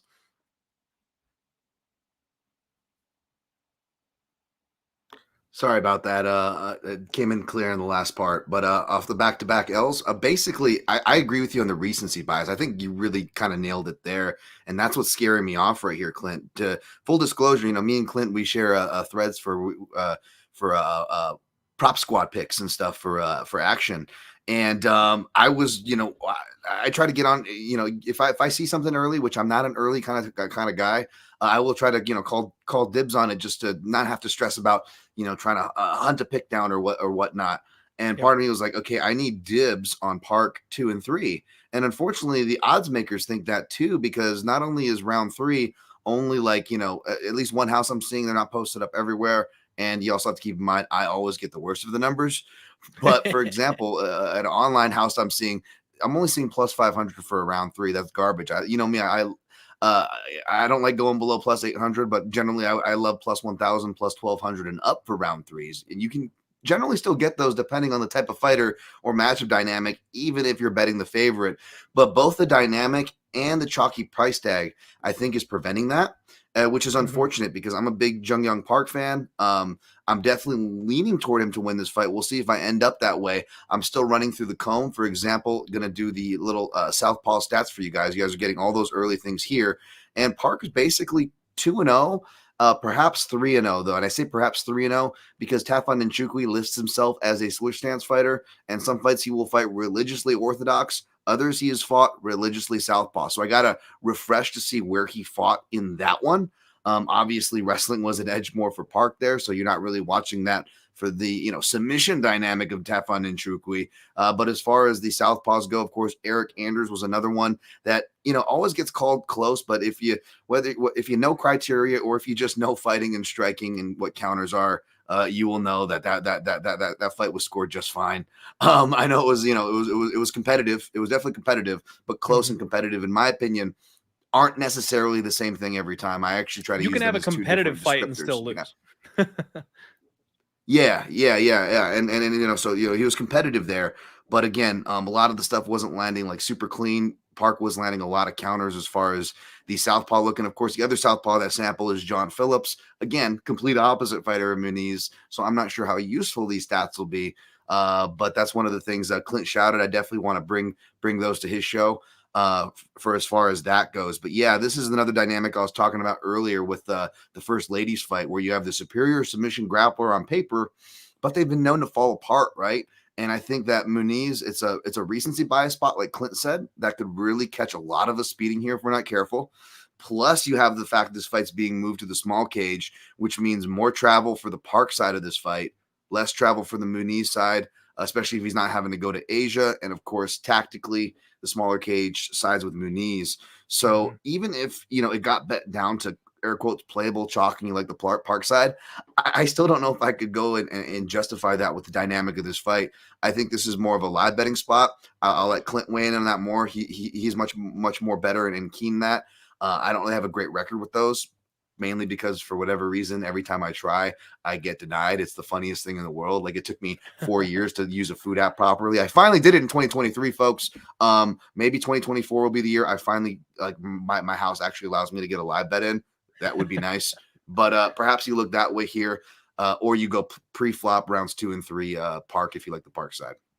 Yeah, I think that's a good move, man. I might bet on Muniz and then pull the shoot if it doesn't end early, because that's definitely kind of what we've seen.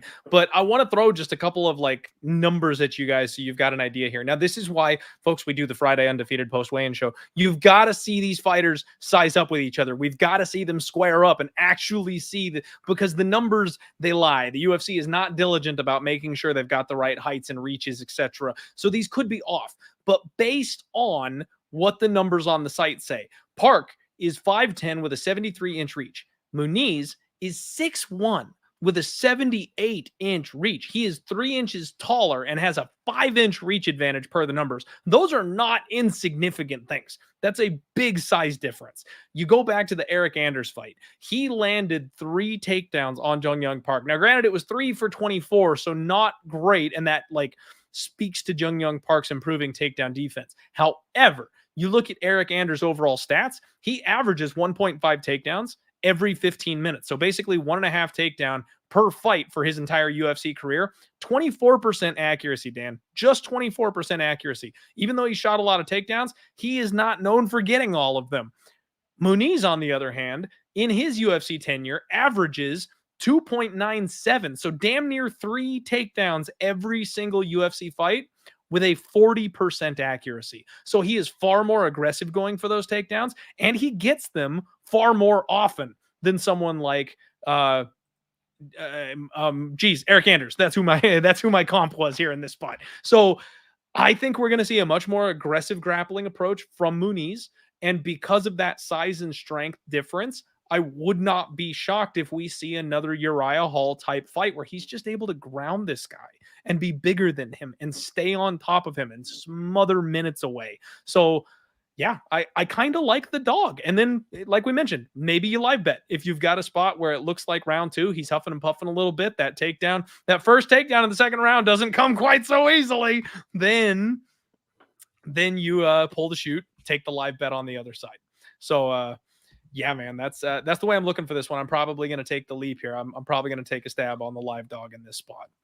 All right, moving along. Next fight, we've got Nasrat Haqparast, who takes on Jamie Mullarkey, and we're headed right back to City Kickboxing, folks.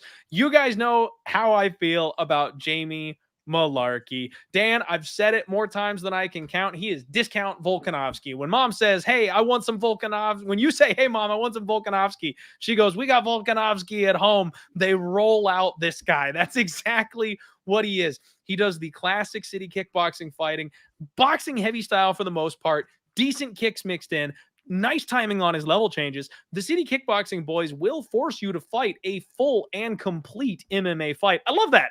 Absolutely love it. It's a wonderful style. I like everything that they bring to the table, but Mullarkey definitely is a guy that's a little bit lower on the totem pole. And the other thing that we have to remember, you cannot trust Jamie Mullarkey at chalk. He's got 4 KO losses, and he runs face first into punches. That's been his entire thing, his entire career. He always goes in and blocks punches with his face, and that chin just detonates, Dan. He'll be winning every second of a fight and then keel over dead with one big power shot. That's just what he does. And it always happens at the very worst time. And it's always when he's a minus 240 favorite or something like that. So be warned about Jamie Mullarkey with chalk. Nasrat Haqparast, he's almost the exact opposite of Jamie Mullarkey. He's a little smaller. He's a little faster. He's got quick hands, very accurate punches, and boy, does he put up volume. He's very defensively sound, and that's his whole game, is he makes it really tough to get off on him because you're just going to have a hard time finding him in the cage. Nasrat Haqparast has a 78% takedown defense and a 64% striking defense, which, by the way, folks, the striking numbers, Usually you're around 50-50. Having a 64% striking defense is frankly incredible. He's hard to touch in there. He just had a fight where he put up 171 significant strikes out of 378 total strikes. This man is a cardio and pace monster. Nasrat Haqparast is a decision machine, Dan. I wouldn't be shocked at all with that kind of volume if he finds the button just one time on Jamie Mullarkey's ever so questionable chin and puts him down. I'm picking the short favorite, Nasrat. A good one, right? I'm tempted to sprinkle like a round 2, round 3 KO prop. I'm not going to lie. Round 2, round 3 for which fighter? Sorry about that. At the end, Haqparast. Haqparast. Okay. Wow, interesting. No, so this is what I actually did watch some tape before we jumped on here. Didn't want to just have the southpaw stats, but a little context, because Mullarkey's southpaw stats are a little weird. It's like 1-1 with an asterisk, and there's quietly 3 players in there, kind of like the Jung Young Park one, right? Where he's lost to Jalen Turner. I've cashed on Mullarkey as a dog before. Definitely looked like an idiot there, though. Then again, I was thinking maybe he could do the Matt Steamroller thing. And, I got burned kind of like, being dumb and picking Dariush in this last fight, where it's at the end of the day, it's a guy with the chin that has a history, right? But that being said, Steamroller's chin kind of had a history too. He was still able to get the job done against Turner. But then, of course, you see what happened to Steamroller. The point is that when you're taking those risks, you definitely don't want to take them at chalk. If you are going to take them at all, when you're dealing with these kind of fighters, you have to acknowledge that this could happen. But when I went to look at the context more of it, it's like, you got that against Turner, right? You got the win against Michael Johnson. Now, you could argue that he lost that fight. Obviously, there's a lot of controversy of those scorecards. I tend to land somewhere in the middle where, you could justify it either way, but I definitely feel for people that thought MJ should have won there. Him dropping Mullarkey in that first round arguably should have been enough. That seems to be what the swing round was. And when you look at the shot that dropped him, the shots that really hurt him, both to the body and head in the Turner fight. And the quiet third character is another switch stance fighter, kind of like Chukwi, we were pointing toward the Jungman Park sample size. But this is Naimov. Naimov will switch stances. And if you go back to that knockout where he lost big at chalk, that is probably more recent in people's memory. That too was another, again, the weapon all southpaws shouldn't leave home without, the check right hook. Now, some southpaws, whether it's, ones I like Puna, or like Beneil Dariush we just saw, right? And this is what I noticed with Haqparast is the same, is that some of them can be left-sided happy and they don't take the one shot that I as a southpaw, always state that southpaw should never leave home without, the check right hook. Look at Luke Rockhold with just a check right hook and a power kick. The dude was able to go to the top of the division. He didn't have a jab. He barely threw a left cross. It was all big power kick and check right hook. And that check right hook seems to be kryptonite for Mullarkey. So I'm like, okay, I'm going to go watch Haqparast and I got to see if he has this shot. Now, I didn't watch all of his fights. I believe I watched 4, including his last recent 2. Now, his last fight's pretty impressive because even though Landon Quinones is not a big name, he comes from a good camp. One of those kind of underrated guys, seems pretty durable. The book's not yet written on him. I think it's an impressive performance because Nasrat Haqparast gets his leg kicked off almost, and he has to switch to orthodox and pressure forward. Now, when Nasrat first came on the scene like Sarukian, guys like me were extra high on these guys because they were fighting to their strengths. They were pressuring forward, right? And the way they were going to develop their wrestling and knockout power is kind of keeping that. And a lot of people kind of got off the Sarukian train, and that's not the reason why I picked against him. It's just the classic Josh Emmett, Ilya Topuria, where I'm on Topuria before he gets to the UFC, before y'all are talking about him. I was the same way with Sarukian before Makhachev, before y'all were talking about him. But of course, the one and only time I pick against the guy is in their coming out performance. So of course, I have no room to talk and bump my chest to be like, I was on this guy's train. Classic crap there. Anyway, sorry. Back to this fight. The southpaw records are as they are, and I got to look to see if he's got that check right hook, right? So I watched that Nasrat fight. He comes back against Landon Quinones. He pushes forward, gets back to his pressuring, right? Because he's been training with Faraz, and Faraz has had him on a back foot, and it's really messed up Nasrat's game.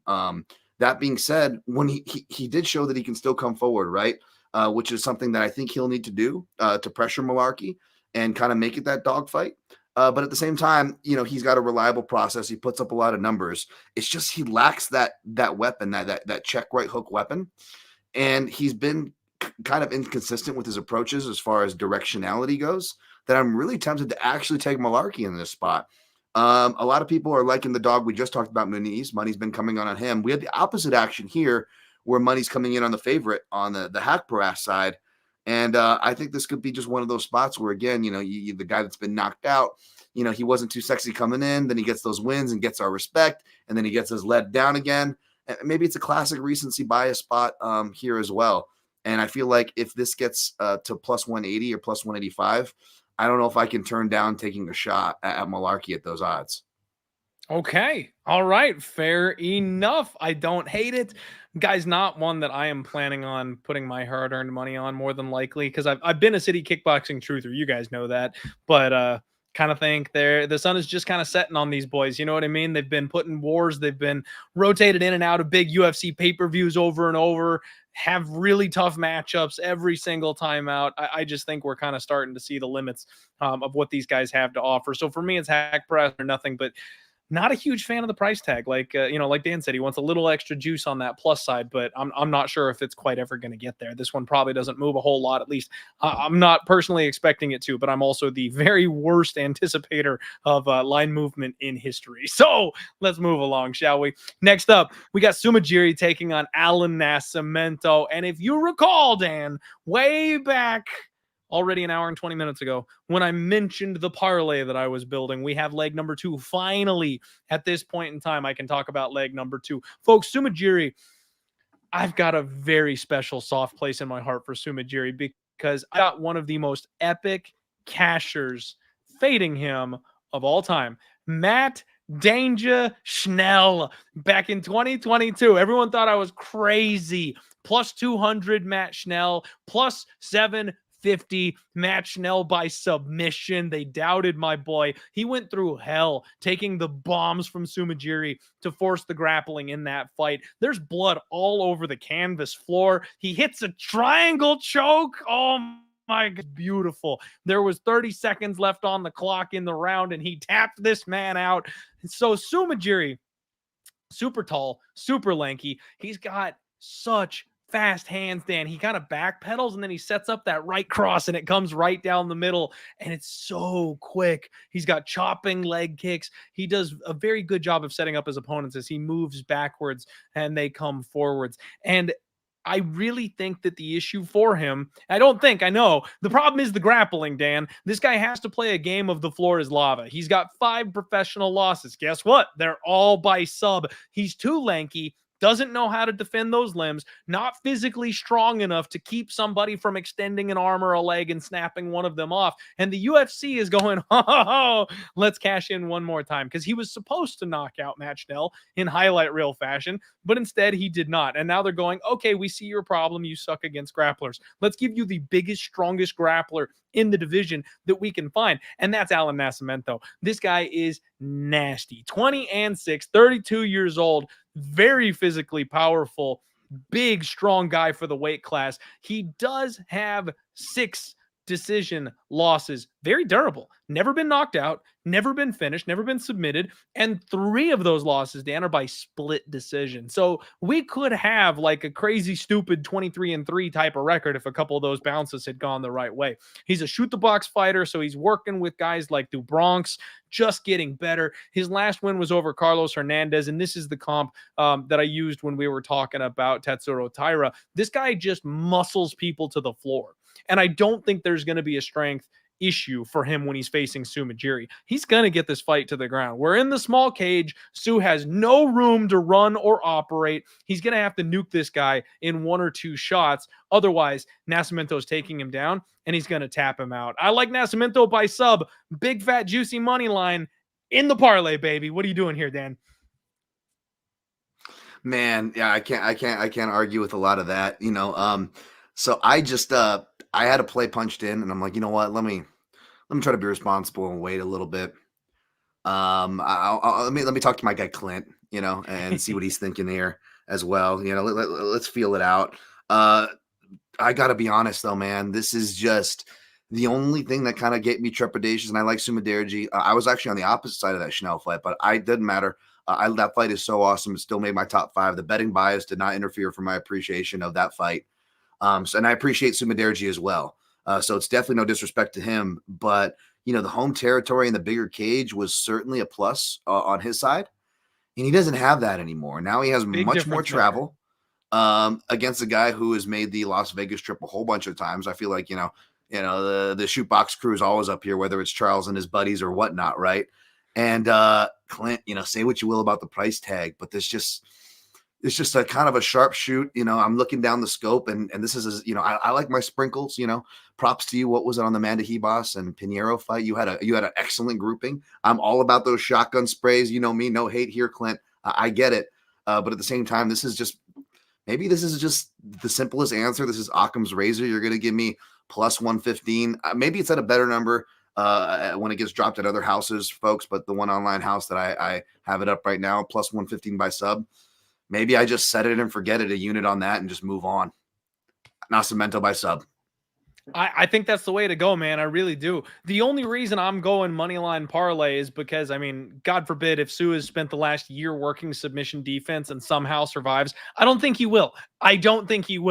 But in the event that he does, or, the one time that I got absolutely hosed because a UFC fighter wanted to get his first ever submission, could have won by knockout 6 times over the course of the fight. But what did he do? Waited until he had a sub and then took it. So my KO prop lost.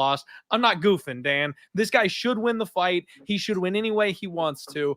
So I'm just going to mainline him in the parlay. I do think it's sub. It seems to be what he always goes to. It's the easiest, clearest path to victory. It should be sub. Not getting fancy. I'm trying to hit that 100 unit mark. I'm 6 units away from getting 100 next to my record for the year. We're going money line. Let's get it. Get it, Clint. Get it. I'm so close. I can taste it. All right. We have got your co-main event, folks. Anthony Lionheart Smith takes on Khalil Rountree, and what a fight. This one came together a little late, Dan. Anthony Smith coming in here on short notice, filling in for Khalil Rountree. And you guys are just not gonna like this. Much like how I talked to you about Cody Brundage last week, pissed everybody off, saying that not only was he going to win, but it wasn't going to be some fluky win. He was actually going to win when the world counted him out.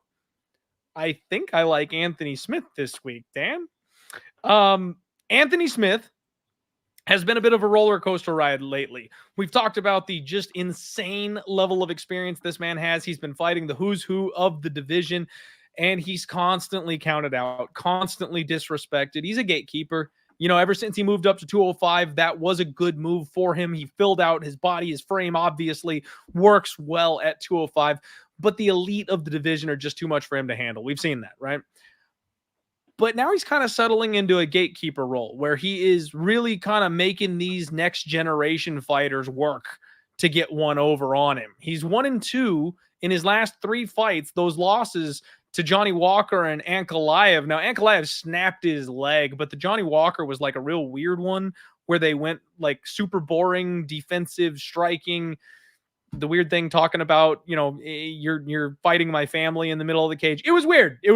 And then he fights Ryan Spann. And I really thought someone was going to die in that fight, man. I feel like the durability of Anthony Smith is kind of starting to edge off just a little bit. He's another one of these guys that's gone life and death his entire career. And you just can't keep it up. No matter how tough you are, no matter how durable you are, you just can't keep doing that over and over and over. It catches up to you.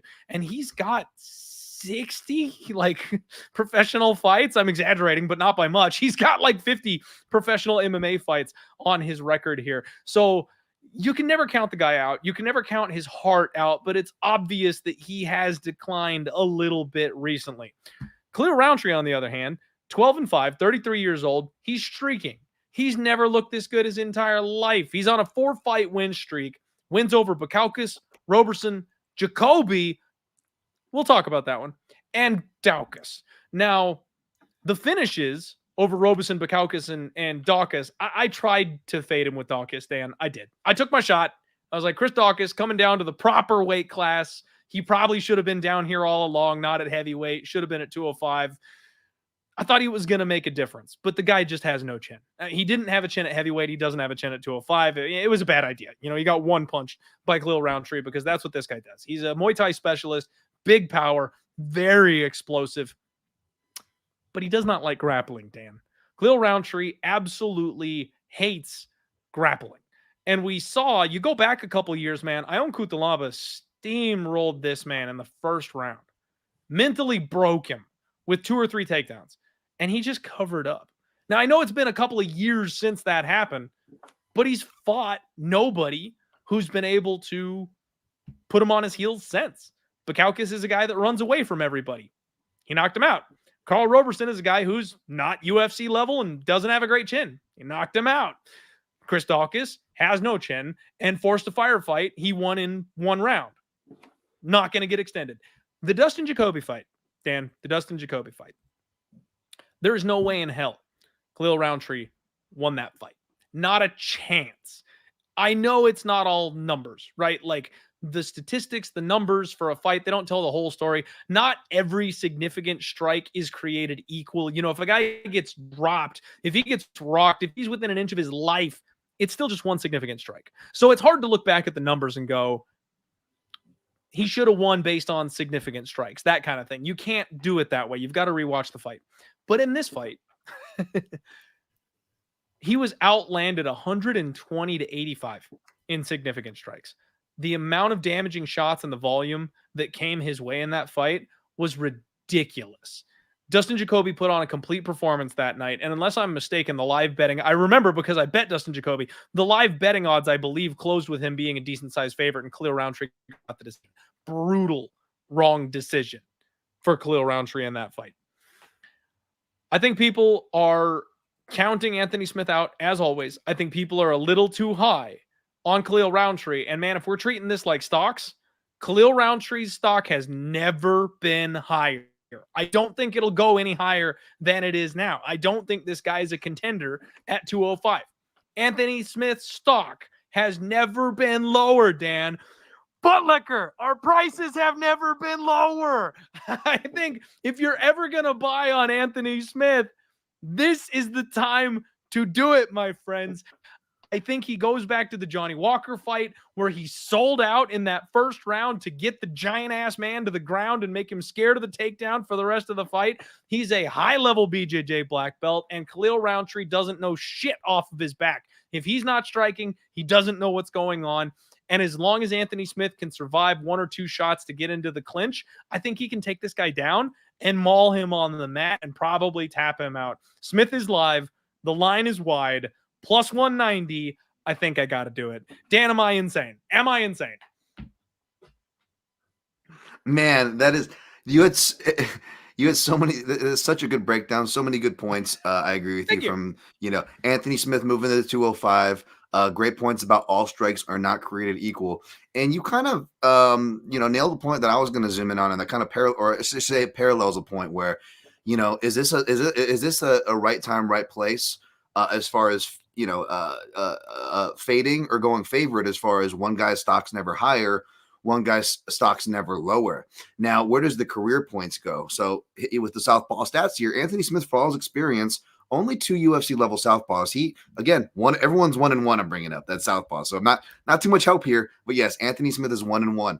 Lost to, these were a while ago, 7 or 8 years. First was a law in his second stint, UFC stint, I believe, to Cesar Mutanch Fajeda. That was a decision loss, I believe. And of course, he gets the win against Hector Lombard, who, it was up at middleweight. Hector was a small middleweight. Remember that fight? That was the, remember my name, Hector. Remember my name. Yep. And Anthony Smith, even though he was a middleweight Anthony Smith, and to Clint's point, I believe he's also trended much more better for his frame in his career since going to 205. That was still Anthony Smith on his way up. And as we've seen, with hindsight being 2020, that was clearly Hector Lombard on his way down. And I bring that up because even with that one win, Anthony Smith still had a hard time getting out there. He was getting leg kicked by the shorter guy who wasn't necessarily known for his leg kicks in Hector Lombard, right? Something to keep in mind with Khalil Rountree. And back to the mental talking, and there's mental stuff on both sides, by the way, right? And Clint, I think, did a great job of bringing that up. And I'm not going to try to harp too much, or I'm not trying to be too negative on either fighter. I like both fighters. I used to go to shows with Khalil Rountree back in the day, the Rock and Java, baby, back when Khalil was like 300 pounds, and I had long hair like a Native American, running around the place. So I definitely got some fondness on both sides here. So no disrespect, but these are things you got to take in mind. And even in that fight, Anthony Smith's on his way up in his prime. He had to talk himself into that win, right? So you look at this fight.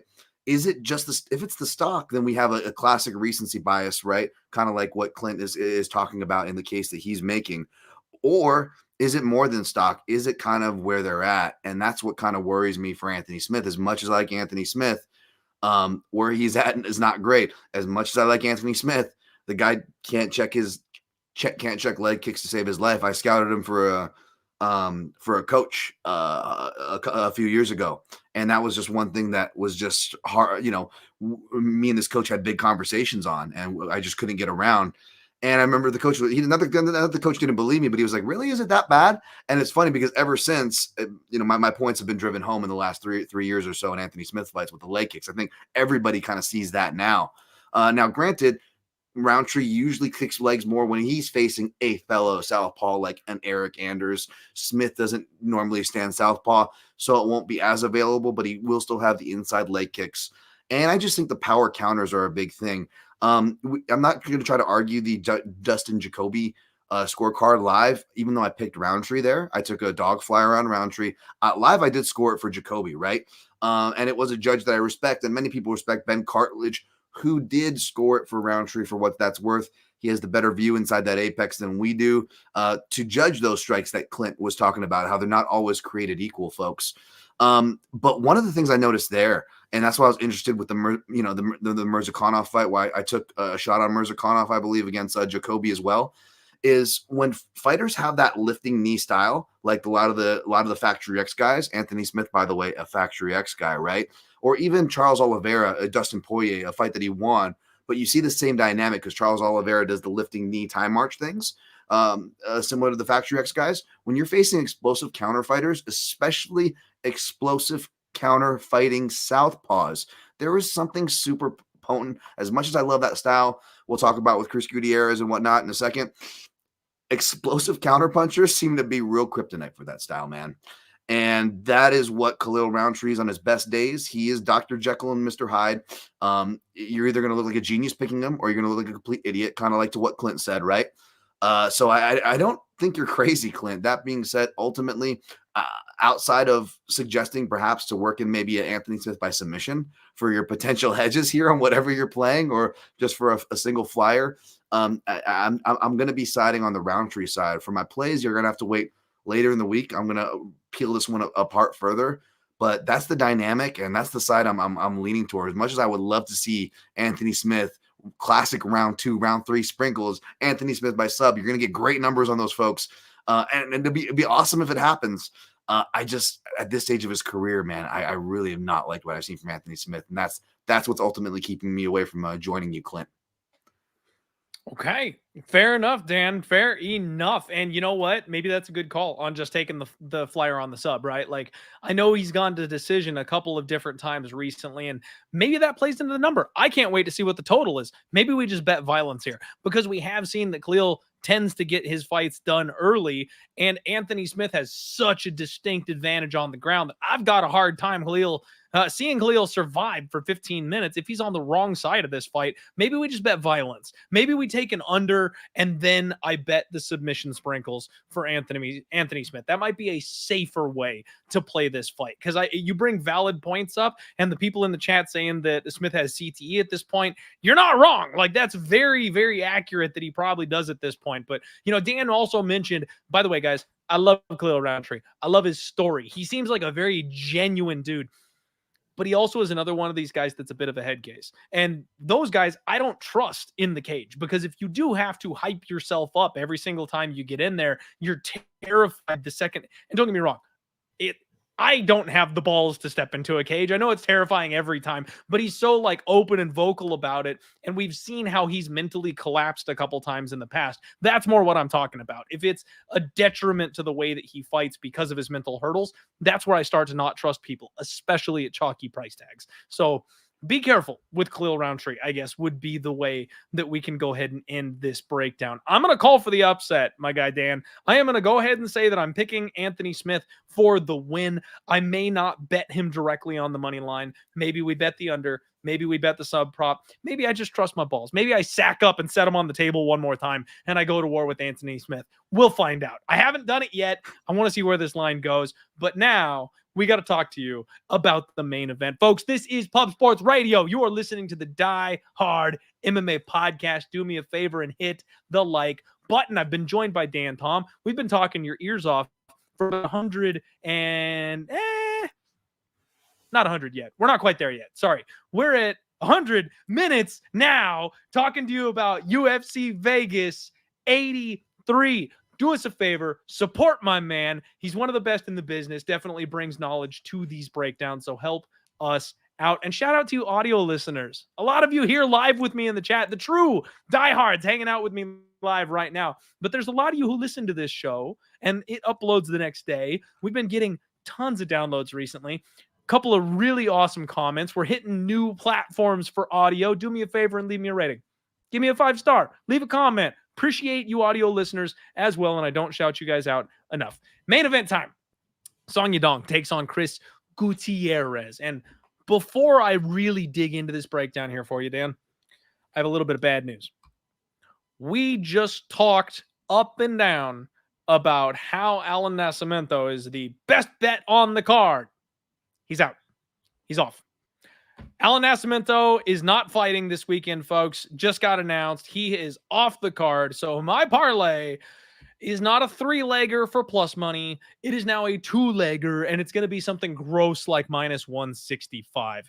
It's going to be Tatsuro Taira, and my anchor is Song Yadong. He's a minus 350 favorite yet again in this spot. And you know what? Song Yadong's just my guy, folks. I made a mistake, Dan. You rewind the clock 2 years, and Song Yadong let me down. I saw all the upside in the world in this kid, and I was really, really sold on him being something moving forward, and then he lost the decision to Kyler Phillips. And then he squeezed by Casey Kenny. Split decision. And I went, you know what? I think he's peaked. I said it publicly. I tweeted this. I said, Song Yadong has peaked, Dan, and I could not have been more wrong. It's rare. We got to hold those L's, especially publicly in front of people. I called a 25-year-old kid peaked, and it turns out that he's a legitimate contender. He's a 5-round fighter. He's one of the best fighters on the planet. And now that he's 26 years old, he is chomping at the bit for an opportunity at a title shot. Dan, when he was fighting Corey Sandhagen, the guy who has somehow come out of the rafters to be everybody's darling, that bad boy was 2-2 going into the 5th round. He was fighting tooth and nail with the skin hanging off of his face and was coming back in that fight. He had the momentum, and it all came down to who won round 5, and the ref stopped it because of the cut. The ref stopped it between rounds 4 and 5. We never will know who would have won that fight, but my boy proved he belonged. He proved he's got toughness. He proved he's got durability. He proved he's got cardio. It took the ref stepping in and waving it off to save Corey Sandhagen, and we will fade the man, folks. You wait. We will get our fade of Corey Sandhagen soon enough, but he's been escaping me. What does he do? Song Yadong turns right back around, takes yet another 5-round main eventer against Ricky Simón, the dark horse of this division, Dan, a guy who I've been just pounding the drum for being such a savvy grappler, a relentless offensive machine, a guy that we make money on time and time again. Not against Song Yadong. I put a 5-unit bet on Song Yadong that night, Dan. I was beyond confident that Song was going to bring home the bacon for us, and it was a spot that everybody was doubting him after that last fight with Corey Sandhagen. He beat the brakes off of Ricky Simón over 5 rounds, dissected him, started off rough, had to fight his way back into it, and then finished him in the 5th round. This kid is limitless, Dan. Song Yadong is destined to be someone who fights for gold, and I'm so excited about this kid. I'm so happy that since I've turned my opinion around, I've been nothing but right on him, and we've made piles backing him. I know he's a big favorite in this spot, and that's maybe a little bit daunting, but I do not care. He's the anchor of my parlay. The line might be just a little bit wide, and value hunters out there like myself may look to the other side with Gutierrez.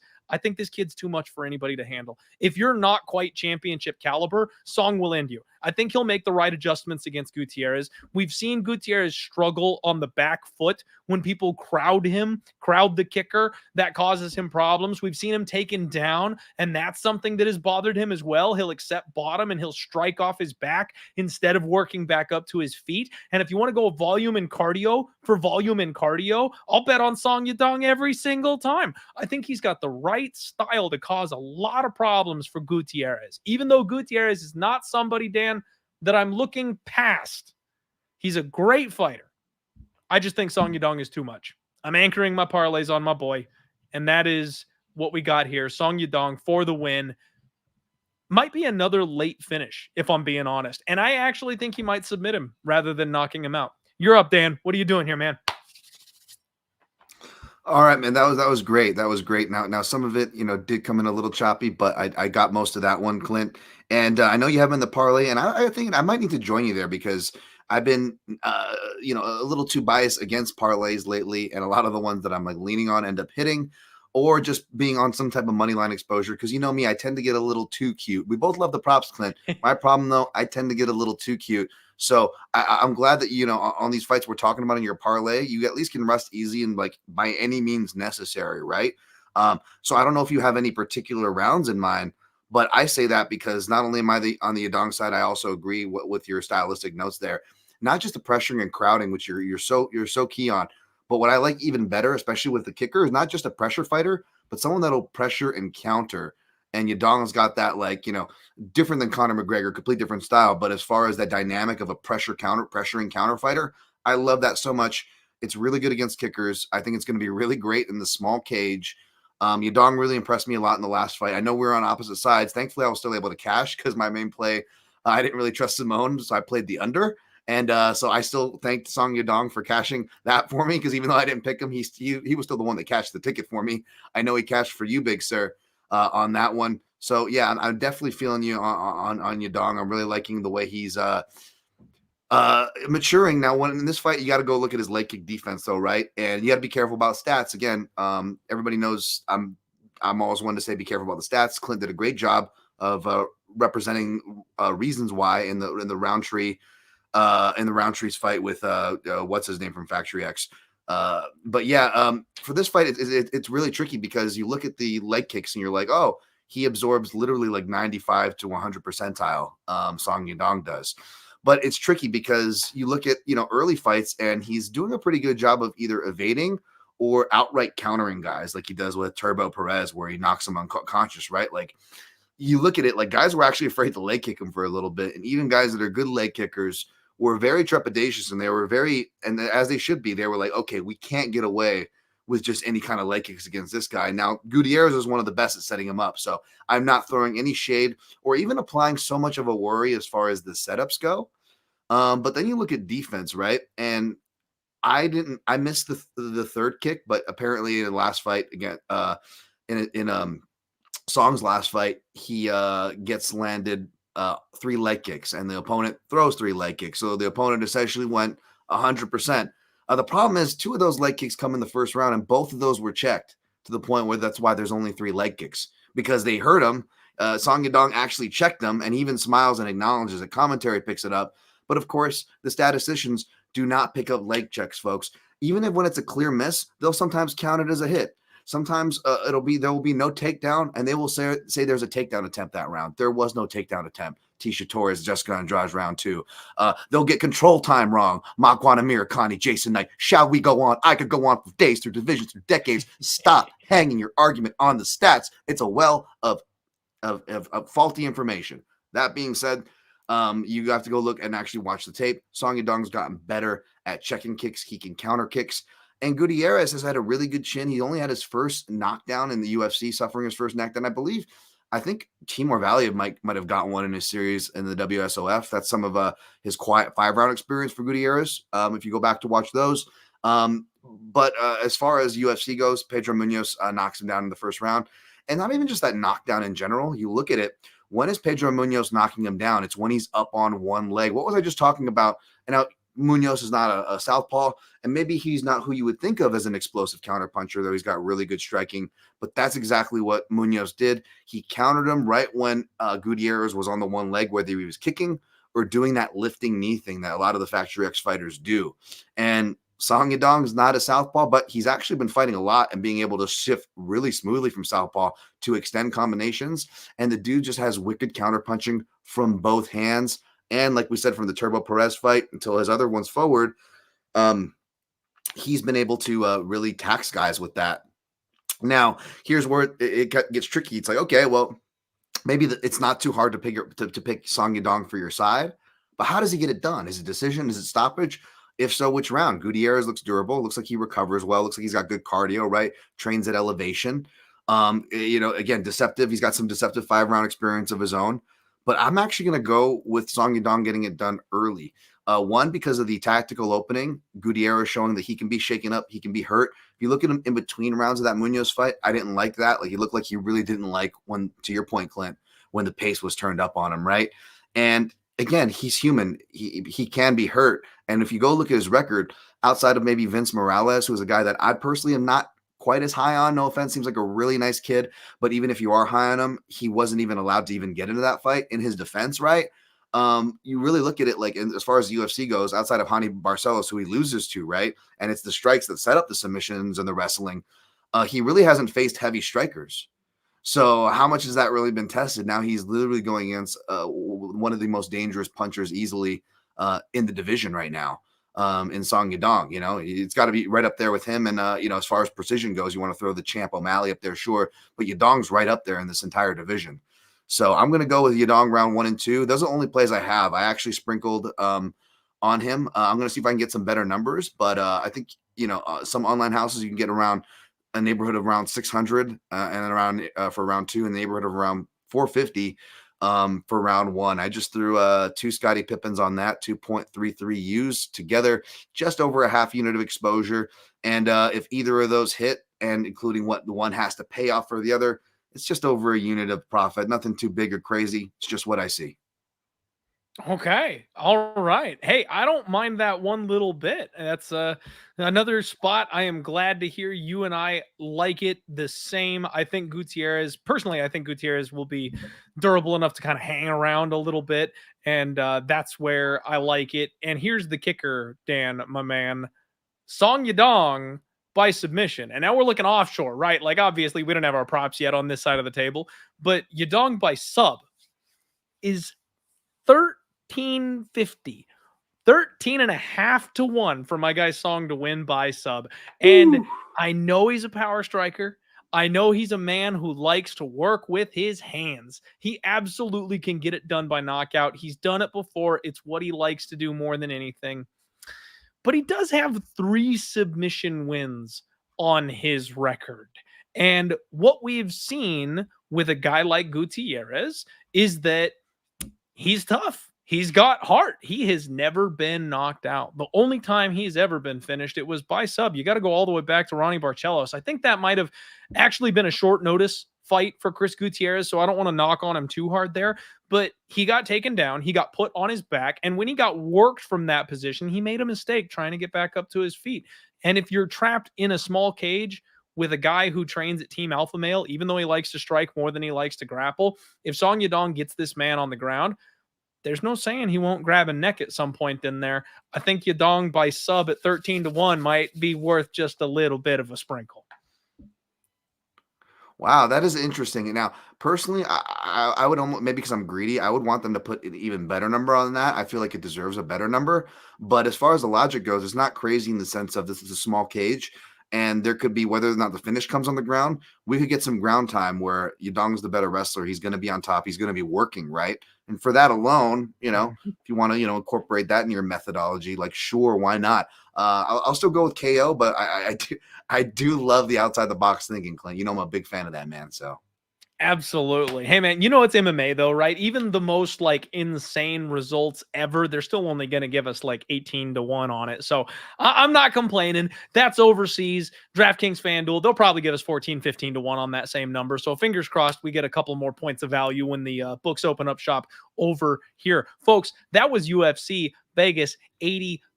I'm about to go watch Polar Express with my daughter to get ready for Christmas because I'm that kind of guy. Yes, I had my lights in my tree up on December 1st because fuck Thanksgiving. So I'm ready to go. Thank you all so much for being here on the show, listening this entire time. Dan, thank you so much for dedicating your time and sharing it with me here to talk about these fights and this breakdown. Appreciate the hell out of you, my guy. Let the people know where they can find you online, where they can support you if you've got any content or sponsors. Spotlight's yours, my man. Go for it. Too kind, man. Just want to thank you for the invite. Thank your audience. You guys are awesome. And not just wishing you well, Clint, but your audience as well. I know you lead quite the pack, and with you doing so well, it makes me happy because like you're my buddy. But I'm also that brings a smile on my face because I'm hoping that your audience has been celebrating and doing well with you because you deserve it, man. I'm using my shout out time to shout you out. Screw me. I'm gonna give you a shout out, Clint. You freaking deserve it, man. Without getting into too many details, but we went through it a little bit in the beginning of the year, and as much as I wanted to shove it to the haters, I've been living vicariously through my guy Clint because he's a good dude, folks. He's been nothing but great behind the scenes for what that's worth. This guy's golden. I definitely owe him some adult beverages or something in person. And to see him coming through this year the way he is, honestly, it's my feel good. So 100 units. Let's go, Clint. Hit the like button. Support my guy. Support the show. Support Pup Sports Radio. Thank you for having me. Appreciate the hell out of you, Dan. Dan's one of the good ones, folks. You know that. Anybody that comes on this show, is one of the good ones, but Dan especially got a soft spot for my guy. Dan, my friend, we will do it again in 2024. Folks, we got the undefeated post-weigh-in show on Friday. Of course, the total takedown, you couldn't live without it, on Thursday. So you've got your full gambit of regular MMA betting content coming from your boy this week. I can't wait. This is going to be a fun card. Hopefully we get some replacements for the few dropouts we're already starting to see here on this card, but I still think we're going to find a couple of sweet soft spots and keep the good times rolling. Finish the year strong. Good luck on all your degenerate action out there. If you are fighting for your life in fantasy football playoffs like your boy is, I wish you the best of luck.